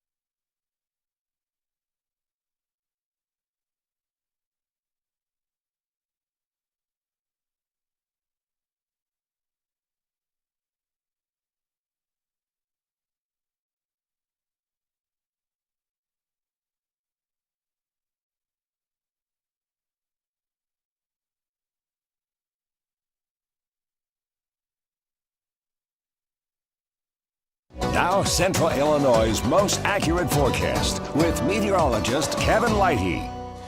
Okay, so this is a video that we have re-racked from earlier when Jacob was over near Ogden. Just take a look at this. We were right there. Again, this was just to the north and east of Ogden, and you can see the smoke there from the field fire that's just off in the distance. Okay, there's a field right back there that you can barely see, and then look at the ashes. Look at the basically those corn stalks that are blowing right into where Jacob was there in the storm tracker earlier. He mentioned, he goes, "Wow, that spread really quick. I got to reposition. I've got to move because of where he was at." But look at that. This was again at about 3 o'clock earlier near Ogden. You can see on the video there, you're shooting all the firefighters that are out there, first responders, the volunteer firefighters. Look at everything blowing across the road there earlier, and that is the issue. Things are getting picked up by this wind, and so really a bad deal out there. Looks like things may have gotten a little bit more under control. We're going to check in with Jacob here in just a little bit, but let's kind of switch back over to our graphics here. And you can still see that plume of smoke east of Champaign and Urbana. I mean, that's still actually showing up out there here this afternoon. It is warm and it is still really windy out there. Again, no rain yet to settle this down, so we continue to have some issues out there. Again, so Jacob's been out in the storm tracker traveling back to the north towards another fire that is actually located here. Basically, so you've got Crescent City up here. This is Onarga, and some satellite imagery here that is showing potentially another fire. If we can just pull up those pictures that we got sent into us from one of our viewers there, and maybe if you want to pop them up for maybe 30 seconds there. And Jacob, you're heading up towards this fire, towards the Crescent City Onarga area. Have you heard anything? What do you know? Yeah, Kevin, I got my main camera down, so you're seeing my dash cam here at this point. We did talk to the National Weather Service briefly. They said they had spotted on their satellites as well. They did note that perhaps the intensity of that fire spot has come down a little bit. So we're going to get there and see what's going on. But there was another big blaze, another smoke plume visible on radar coming from that area.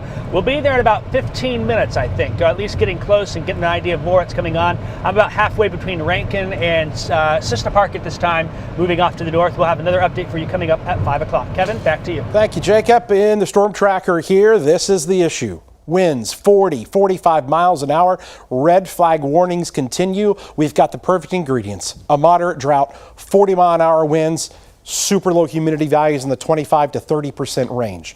Quickly here, relief coming in the form of some rain, but not until Wednesday night. We may do this all over again tomorrow. Similar conditions, because this doesn't get in here until very early on Thursday morning, and we are going to have to watch out for maybe even a strong storm, a marginal risk from the Storm Prediction Center. 7-day forecast here, rain and storms into early on your Halloween. You've got Friday there, sunshine, and again, don't forget we're going to be turning those clocks back as we head into the upcoming weekend here. So again, Karina, we have continued to see, some issues with these field fires and whatnot, and the winds that are out there causing some big time problems here this afternoon. Yeah, we'll definitely keep an update on that throughout the 5 and 6, so make sure you stick with us. We'll be right back after this.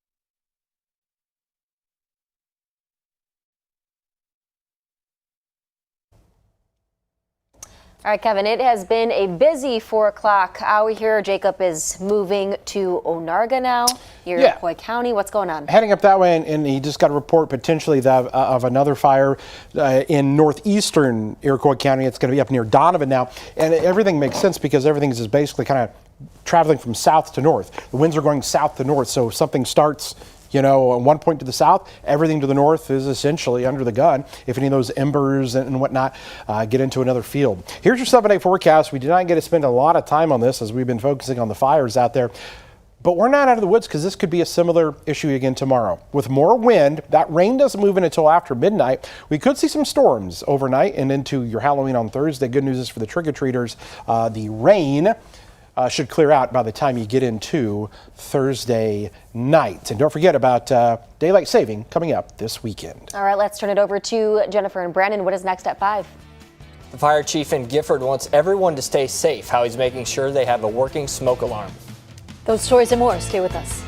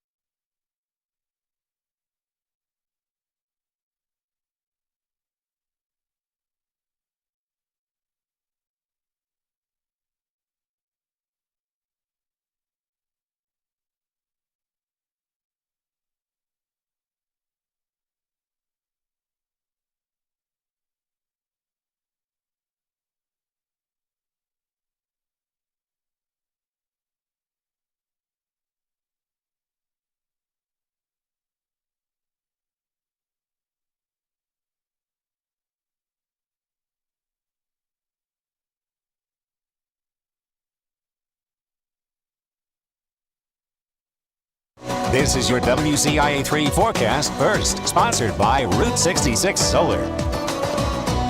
Major fire issues here this afternoon have developed into parts of central Illinois. We've been tracking a few different fires out there. As a matter of fact, you can actually see still the smoke off in the distance, even here in the Champaign-Urbana area, as a fire developed near the Ogden area.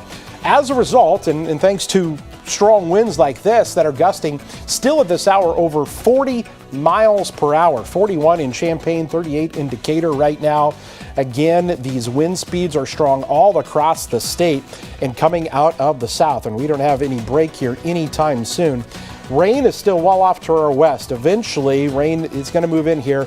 We've got some issues out there. We've got the latest on these fires that are still ongoing in a few spots when we come back as WCA3 News starts right now. Breaking news in Champaign County, dry and windy conditions were the perfect fuel to ignite a large fire. It sparked around 2:30 this afternoon and is still going. It's now 2 miles north of I-74 with smoke carrying for 25 to 35 miles. On top of that, the National Weather Service has issued a red flag warning for a large portion of central Illinois. Our meteorologist Kevin Leidy is in our weather center. Kevin, and that is not, I guess, the only fire burning right now. Yeah, that's right. The red flag warning again continues here. As you can see, the counties here.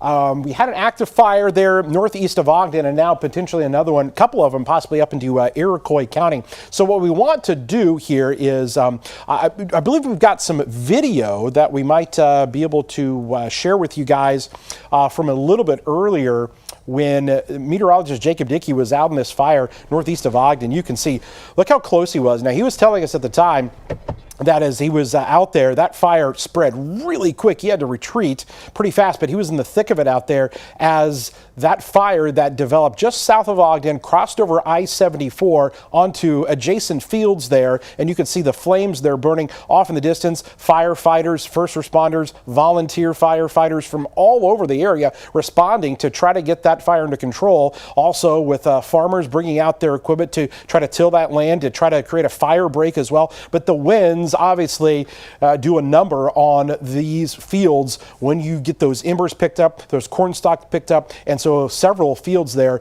did take fire on, and you can see they're still out there trying to do their best to kind of dampen the fire down here, try to get it under control.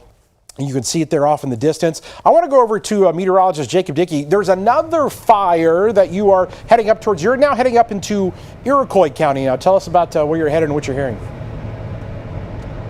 Yeah, Kevin, we are now to the northwest of Crescent City, northwest of Cissna Park, heading towards Crescent City. So far right now, as we move north, I've not seen any new plumes of smoke, but we had an earlier report with plenty of photos and videos that you'll see later of a fairly large fire southwest of Crescent City between there and Onarga. I'm about 7-8 minutes from where that fire originated, so maybe they've gotten that under control. I just got a message from a viewer, though, up in Papineau that there's a combine fire there that's ongoing, and that local fire departments are now requesting mutual aid to that scene. It's likely going to be an evening where we continue to see reports of that, and again tomorrow. And so that is something that we are going to keep a very close eye on here. I'll have another report, Kevin, coming up here in just a little bit from the storm tracker as we get closer to the Crescent City area, and we may head towards that other fire in the Papineau area. Reporting in the storm tracker in Iroquois County. Kevin, I'll send it back to you. Yeah, those pictures there that we were just showing, those are the ones from the Crescent City area. Just quickly here, I want to show you some of the traffic issues. So again, we've got some issues here along I-74, possibly unrelated, with an accident that was near St.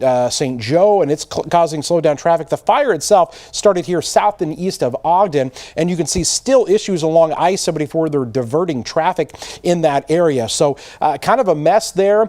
I've been told that near Ogden, they're kind of getting things under control right now. But again, as these winds continue to pick up, still an issue. Again, where Jacob is headed is actually up here into Iroquois County to head up to where some of these other fires potentially are near the Crescent City and Onarga area up here. We're getting further reports. So active afternoon, and we're not done because this could happen again tomorrow. We'll have more about that coming up here in a little bit, Jennifer. All right, Kevin, thank you so much. Now here's a list of active burn bans. They don't want people burning because it could spark something like that. This is not limited to, but we have all of Iroquois County, Homer, Shabans, Leroy, and Gifford. One Central Illinois fire chief knows strong winds can only make things worse. These types of conditions can make field fires spread faster. In the past, he says some have started building fires. This month, Gifford's volunteer department is bringing back a smoke alarm distribution program. One recent study shows about 38% of home fire deaths are when there are no working smoke detectors inside. The fire chief knows that all too well. He says they save lives and his crew is ready to put in the work. Right now we have 24 in hand. That we can go out and install. Most homes take anywhere from 6 to 10, depending on the size of the home. And our personnel will come out and install those for you. He says this is also a reminder to check your batteries if you haven't in the last month. Illinois requires homes to have alarms with 10-year batteries. If you live within the 86 square mile of Gifford's Fire Protection District, you qualify for their free program. Details are on our website, WCIA.com. And as people get ready for Halloween, the Ford County EMA is sharing some tips to prevent fires during the holiday. More than 800 house fires were started because of decorations between 2018 and 2022. Experts say homeowners should use battery-powered candles instead of real ones. Keep dried flowers, corn stalks, or crepe paper away from open flames and other heat sources. They also suggest keeping all exits clear. And speaking of Halloween, Illinois Attorney General Kwame Raoul says parents and guardians should look at the state's sex offender registry to keep their children safe. Illinois law doesn't let any child sex offenders hand out candy during trick-or-treating hours or participate in other Halloween events with children.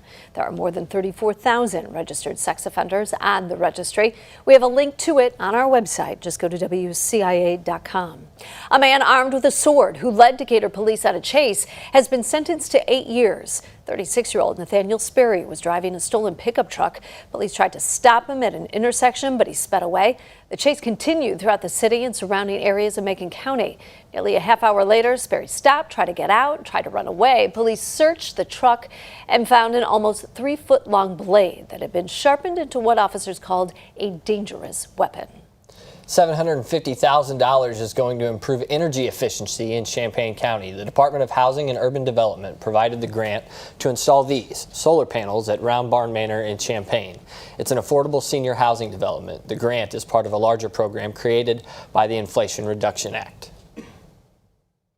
The important thing here is it helps with energy resilience and independence. And so, as we add other options for obtaining energy to our grid, that really benefits the city of Champaign as a whole. The grant is also helping inside the housing development, giving residents better LED lighting indoors. The Illini are looking to get back to their winning ways with a home matchup against Minnesota this weekend. Plus, how Douglas County is making sure their youth are street smart by bringing back an old program and how you can contribute to its success. A live News Nation special. It's time to have your final say on this year's race for the White House. Join Cuomo, O'Reilly, Smith, plus Cuban, Palin, and Kennedy. Tomorrow, only on News Nation. To find News Nation, go to joinnn.com.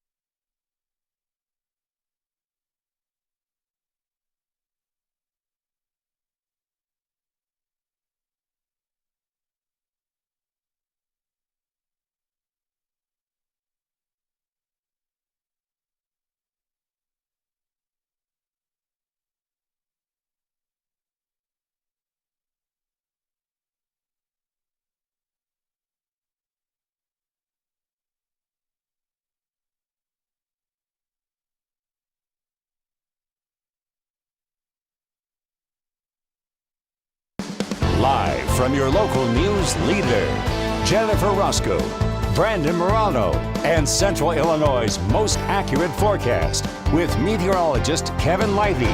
You're watching WCIA 3 News at 5. The Douglas County Sheriff's Office wants to keep helping kids stay substance abuse free. But they need help themselves to update their program. It's called Drug Abuse Resistance Education, or you probably know it as DARE. It teaches kids the importance of saying no to drugs and decision making when dealing with bullying. The Sheriff's Office is looking to raise $5,000 to get new workbooks, t-shirts, and graduation certificates. it's inefficient. We're having to photocopy the existing workbooks and things that we have and kind of staple and make those. And the print cost, because they do such bulk, is actually, it's probably more efficient for the county to order those books through them. We just have to order them. They come in orders of 100 at a time. He says their plan is to get everything ordered by Christmas. All right, Kevin is here and yeah, all over the place today with breaking news. It is a lot going on. There's accidents. You know, you can't say if that was related to people like looking, because if you were traveling eastbound on 74, you saw the smoke out there, and I'm sure a lot of people were kind of looking at that. Jacob just made it into Iroquois County, where that fire is up there near Crescent City, Onarga area. We're going to check in with him with a live report. You can see the firefighters, farmers that are out there, first responders, that, and let you know how we're not out of the woods with any of this when we come back.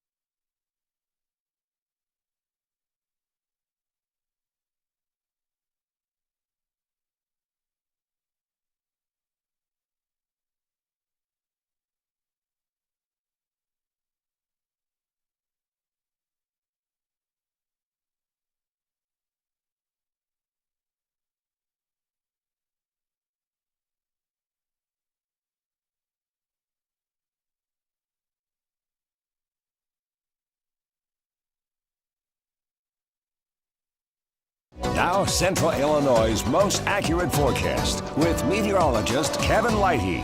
40+ mile-an-hour winds, moderate drought conditions, low humidity, all the perfect ingredients to have these fires that have occurred here today. You can see those winds are not dying down.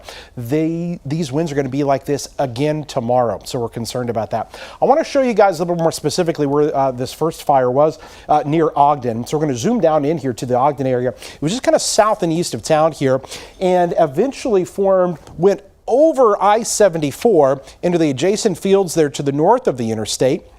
Went up there south and east of Royal, kind of west of 49, right along the Champaign and Vermilion County line is where that first fire was. We showed you video off the top. A second fire, and there may even be a third one up in Iroquois County, but the one that we just sent Jacob up to, he is between Onarga and he is between Crescent City in this general area, and we're going to go to him right now. Jacob, I see flashing lights there, farmers, first responders. What can you tell us here right now with what you're seeing? Yeah, Kevin, so for our location, we are straight east of Onarga on 1100 North Road and 1400 East Road. That's about 3 miles south of US 24 here. And what we're looking at is the scene where this fire started. You can see there, the fire has been contained here. As we look, though, you can see crews are still spraying water out there. And on scene, there's farmers that are also here that have been helping out, trying to contain this blaze as it spread. And I'm going to pull forward a little bit and give you another vantage point out in the field where those farmers have been working with firefighters, and they are still moving through the field. They want to make sure there are no hot spots. And so as I zoom in, you lost my camera there for a second. It'll be back. Zoom in there. There are the brush trucks and the pumper trucks that have been rolling through those fields and are continuing to spray water. There's another one further down. From my vantage point, it looks like this fire may have gone a couple of miles to the north here from where we are, and continues to be an active scene as far as making sure nothing significant takes off again like we saw in Champaign County. But as those crews are looking a little more relaxed here as the smoke is contained, we have received some information that there may be another fire that crews are heading to up into the northeastern part of the county, up north of Donovan. I may end up heading that way. I'm going to reach out to a few sources and find out some information on that. And perhaps the one big thing I've noticed, Kevin, down in Champaign County, there was a lot more standing corn than there was here. That's a good thing. The less standing corn, that corn is just 6 foot tall timber waiting to go. I think that helps the firefighters here perhaps get a better grasp on things compared to down in Champaign County where we've had some of that standing corn. But you can see they are starting to clear the scene a little bit here on this this evening from what the fire started about an hour and a half ago. So that's kind of the report we've got. Let's hope it's nothing like to this tomorrow, Kevin, but if it is, we'll continue bringing coverage in the studio and in the field. In the Storm Tracker, I'm Jacob Dicky in Iroquois County. Back to you. All right, thanks a lot to Jacob. I've been out there following fires from Ogden all the way up to Crescent City, Onarga area. Red flag warning in effect. I got a feeling it's going to be in effect again tomorrow. We've had those perfect ingredients, moderate drought, the winds, and low relative humidity.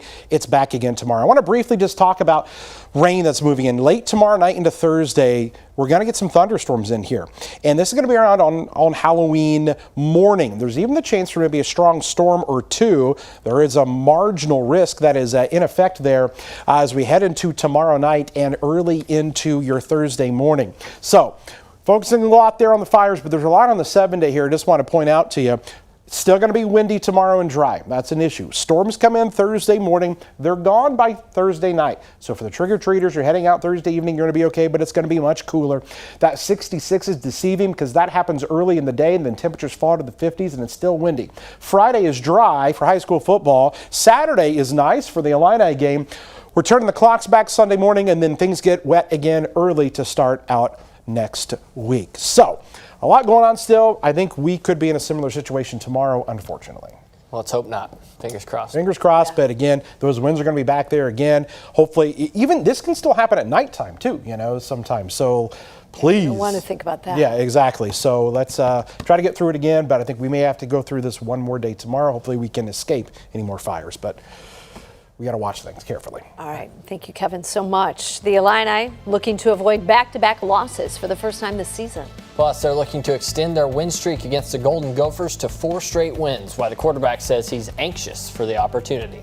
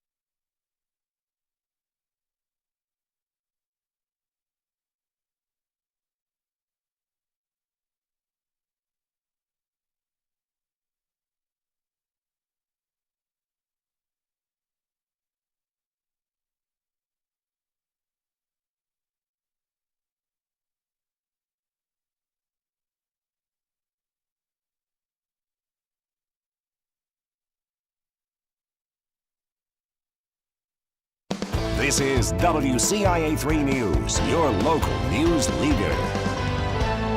Illinois football took its first trip to the West Coast this weekend and lost to the #1 team in the country. But this weekend, the team is looking to leave that game in the past. Let's not think about it. It focused on getting back into the win column. WCIA 3's Courtney Lane Brewer has more from Memorial Stadium. Illinois' MO since Saturday's game at Oregon has been to come home, flush the loss, and move ahead to the next game against Minnesota.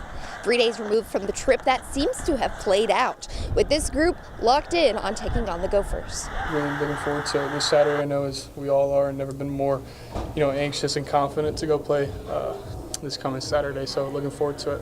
The Big Ten is deep this year, especially when going from the #1 team in the country to a 5-3 Minnesota team that has won 3 straight. That's why receivers coach Justin Stepp said the coaching staff is focused on teaching concepts rather than strict positions, able to adapt week to week.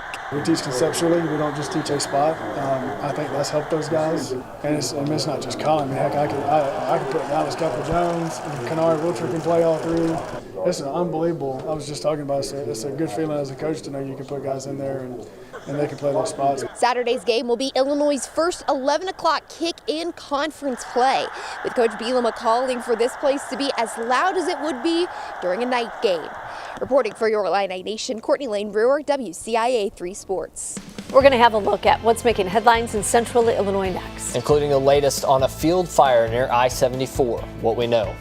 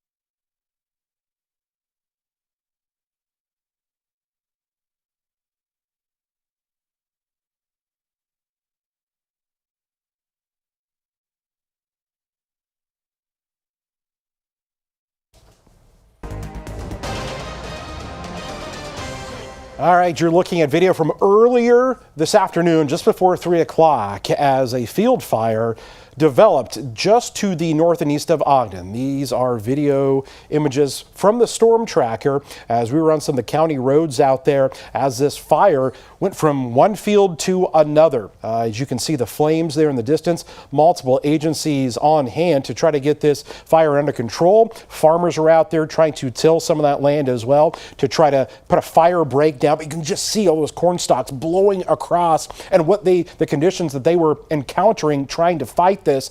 And you can see again the farmer out there trying to till that land, trying to stop those fires, but so many agencies out there trying to get this under control. We're told another fire potentially is ongoing in Iroquois County. Now, meteorologist Jacob Dicky, we're going to throw it to you. Let us know where you're headed and what you're hearing up in northeastern Iroquois County. Yeah, Kevin, just got some word a little earlier about another fire north of Donovan. There was a combine harvester that may be on fire there, and so we're going to be heading that way. Just to my right is Crescent City. Crescent City and Anarga were just at the fire scene. Now, they were clearing that scene, so that's good news here, but we're going to keep you covered with the latest updates on the fire weather and the fires that have been happening and are yet to come here tonight, tomorrow, and before that front arrives. In the Storm Tracker, I'm Jacob Dicky. Kevin, back to you.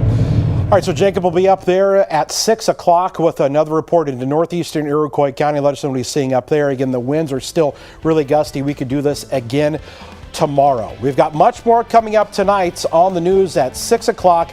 We hope to see you then. Stay safe.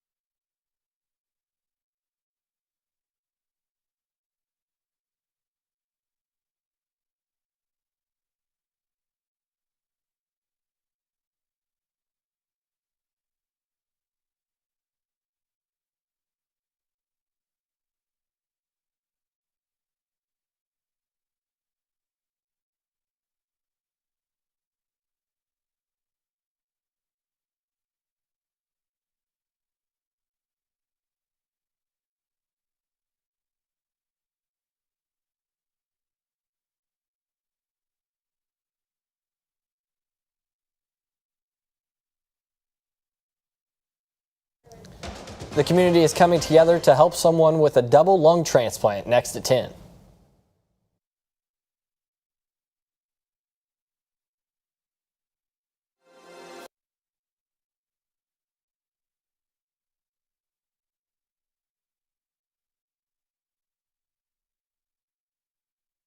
The community is coming together to help someone with a double lung transplant next at 10.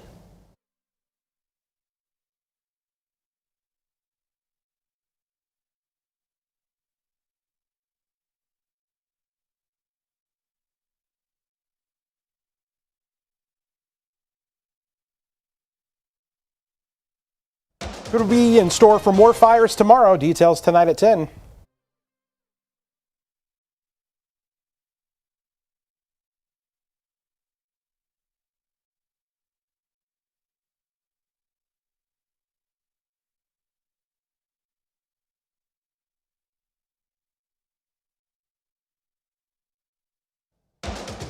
Tonight on WCIA 3 News at 10, a Central Illinois 6th grader just underwent a double lung transplant. How the community is rallying behind him. Plus, state and gun groups have submitted their final arguments for the federal court case over Illinois' assault weapons ban. We'll break down the details.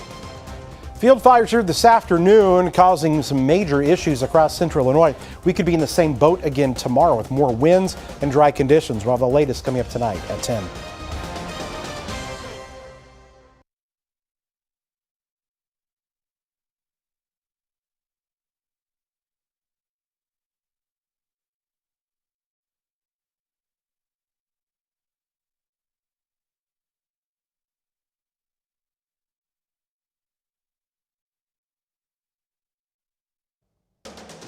Next at 10, state and gun groups have submitted their final arguments for the federal court case over Illinois' assault weapons ban. We'll break down the details next at 10.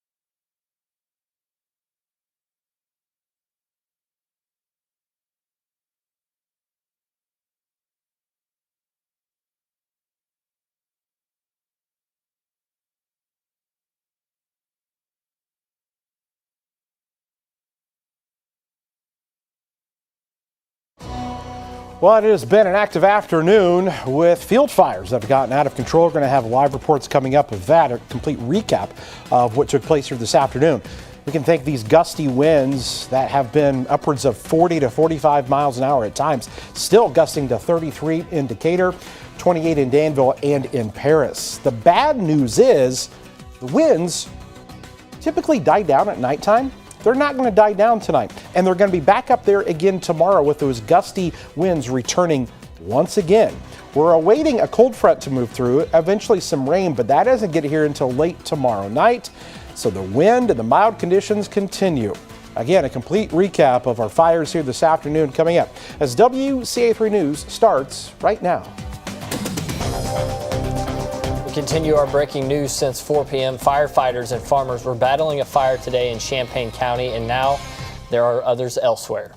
It's all while high winds and red flag warnings are in central Illinois. A field fire in Ogden, that one we just showed you, caused this stretch of I-74 to be closed. It is now open. It has been since 5 p.m. We have team coverage for you tonight. Our chief meteorologist, Kevin Lighty, is in our weather center. Meteorologist Jacob Dicky live in our storm tracker.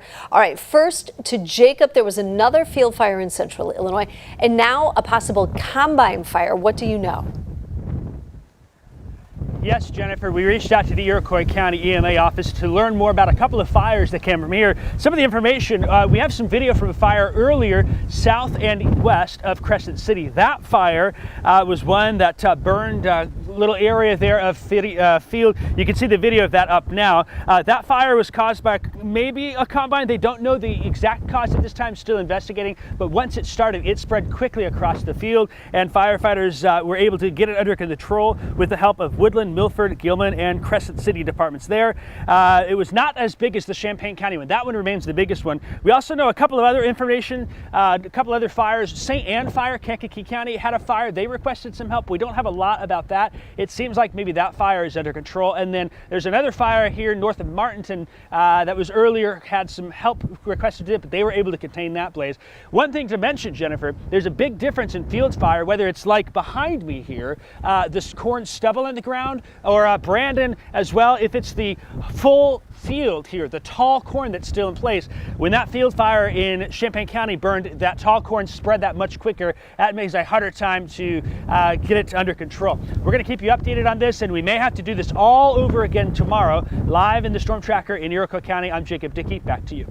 All right, Jacob, thank you. Like we said a few moments ago, there was a field fire in Champaign County. Our chief meteorologist, Kevin Lighty, joins us again. Kevin, recap what happened there for a few hours in Ogden. Yeah, this was the big one of the day. And just to kind of, I want to get your bearings straight to kind of show you here on our map where this was located. So you've got Ogden right here. So just kind of south and east of town in a field down there is where we think that this field fire first began, lifted off there to the north and east, went across and hopped I-74 for a period of time there, causing visibility issues. It went to the north and east of I-74 there, along 49 south and east of Royal, north and west of the Fithian area. If we have the video from the Ogden area, we would love to be able to show that to you. Once again, take a look at this. When the storm tracker was there with Jacob, he was right on that fire. He was describing how this rapidly moved across. He was in place there and had to navigate his way out as the smoke was thickening up. You can see the corn stalks there. They're all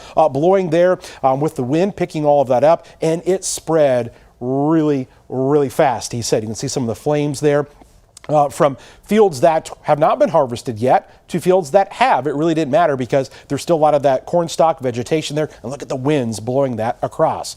We're not out of the woods yet. Again, more field fires possible tomorrow with the winds. We'll talk more about that in the forecast coming up here in just a little bit. Jennifer, over to you. All right, Kevin, thank you so much. In other news, we're hearing from officials for the first time after a polling place fight in Champaign County. For weeks, we have talked to you about the national increase of violence, intimidation, and harassment surrounding elections. Over the weekend, election judges in Champaign County came face to face with that reality. WCIA3's Gabriela Mirando is live in Champaign. Gabby, what happened? The Champaign County clerk says this is the most bizarre election he's ever worked. That comes after early voting turned violence here at the Meadowbrook Community Church in Champaign. Children were crying. It was a very disturbing situation. On Saturday, through these doors, chaos. Champaign County Clerk Aaron Ammon says a man went in to vote wearing a hat supporting former President Donald Trump. Election judges informed the voter that wearing any item promoting a candidate is illegal inside the polling location and asked the voter to remove his hat. Things only escalated from there. He refused to and became disruptive, viewing his camera in the polling place.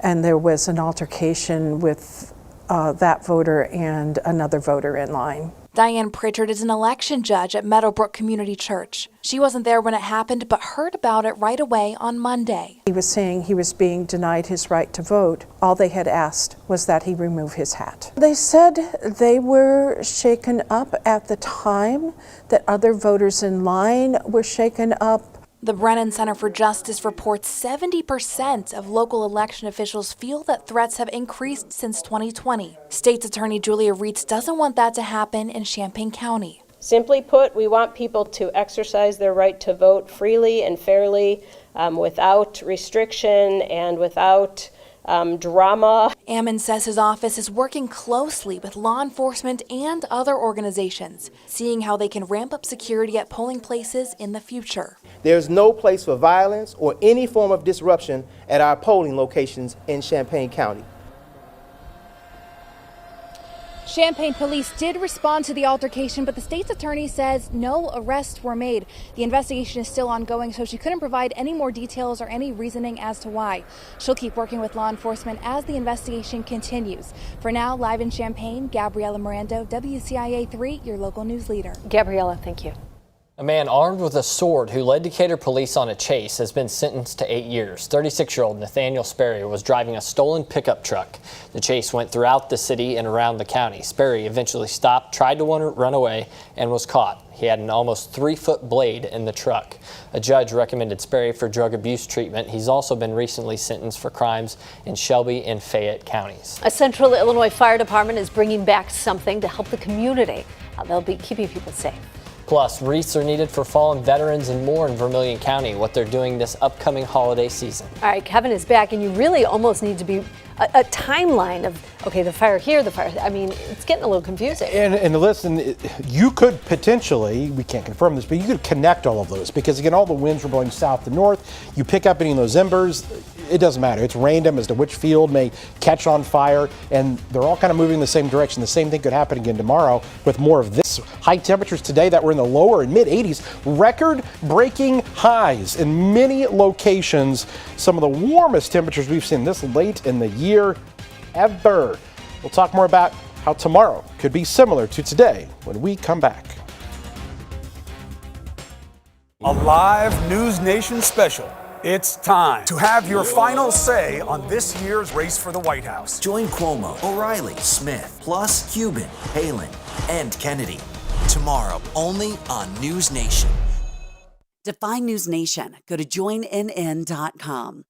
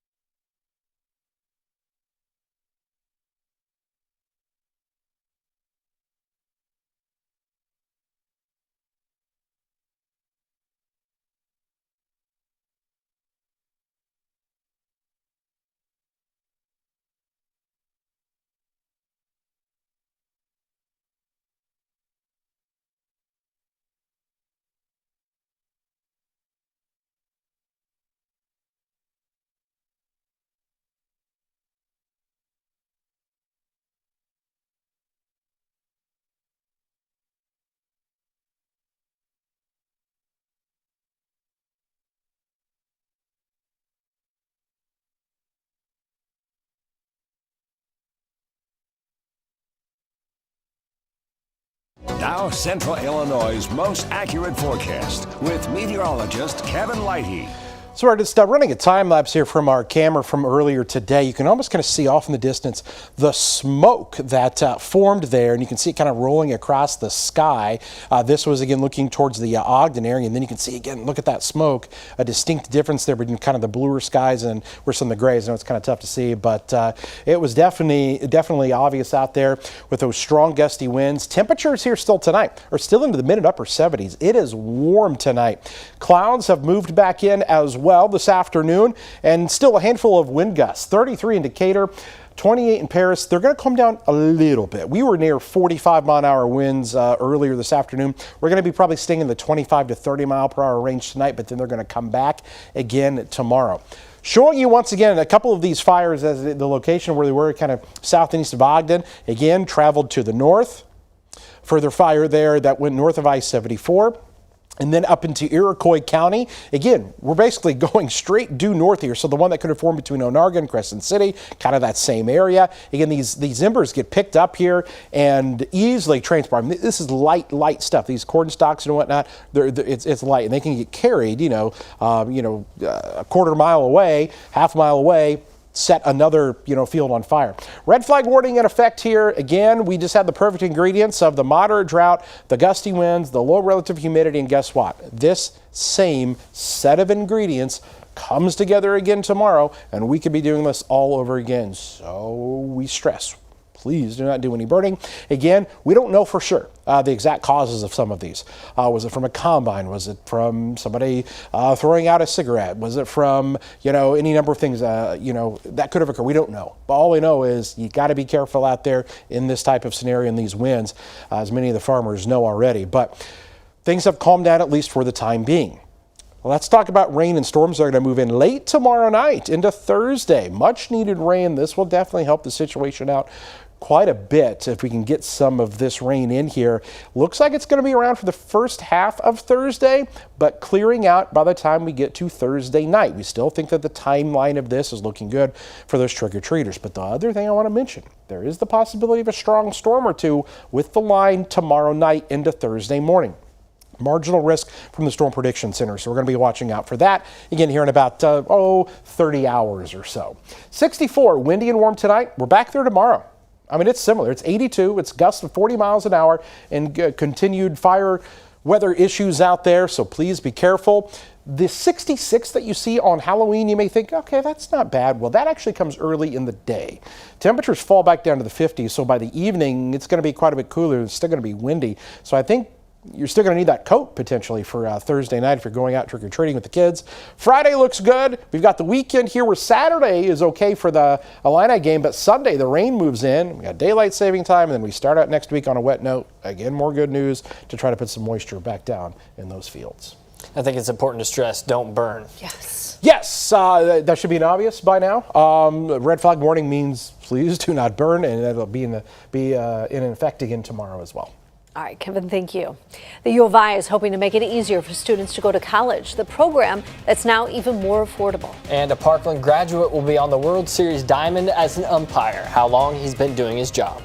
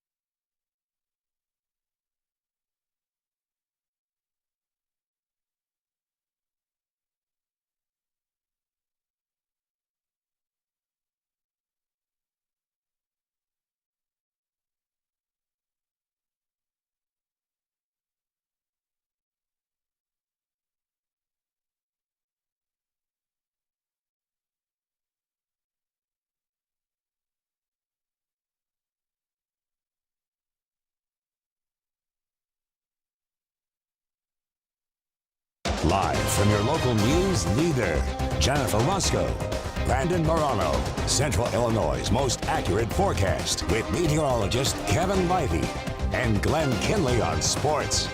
You're watching WCIA3 News at 6. The U of I is expanding its Illinois Commitment Program. It gives free tuition and fees for in-state students to make going to school affordable to low and middle income families. The threshold for those who are eligible has gone up from $67,000 to $75,000 per family income. It's effective beginning next fall. The admission application open and closes January 5th. Early action deadline is November 1st. A Parkland College alum is making Champaign proud with a big job in the World Series. Mark Carlson has been selected as the umpire crew chief. He was a standout catcher for the Parkland Cobras baseball team back in 1987. He went on to umpire in several different leagues before reaching the majors. It's really cool to sit down with our guys and watch the World Series Game 1 and get to say, hey, that's a Parkland alum. You're in the right spot. The things that you're going to learn here are going to translate to the professional world and get you to that highest level. And he says another Parkland grad, Kevin Kiermaier, played for the Dodgers this season. Even though he's not on the World Series roster, if they win, he gets a ring too. All right, so we got a watch list. Yeah, a couple of them actually. Illinois defensive back Xavier Scott is one of just 15 players in America up for this award. And the quarterback, Luke Altmaier, he's having a pretty good year as well. We'll tell you what award he might be winning later this year if he and the Illini can finish strong. That's up next.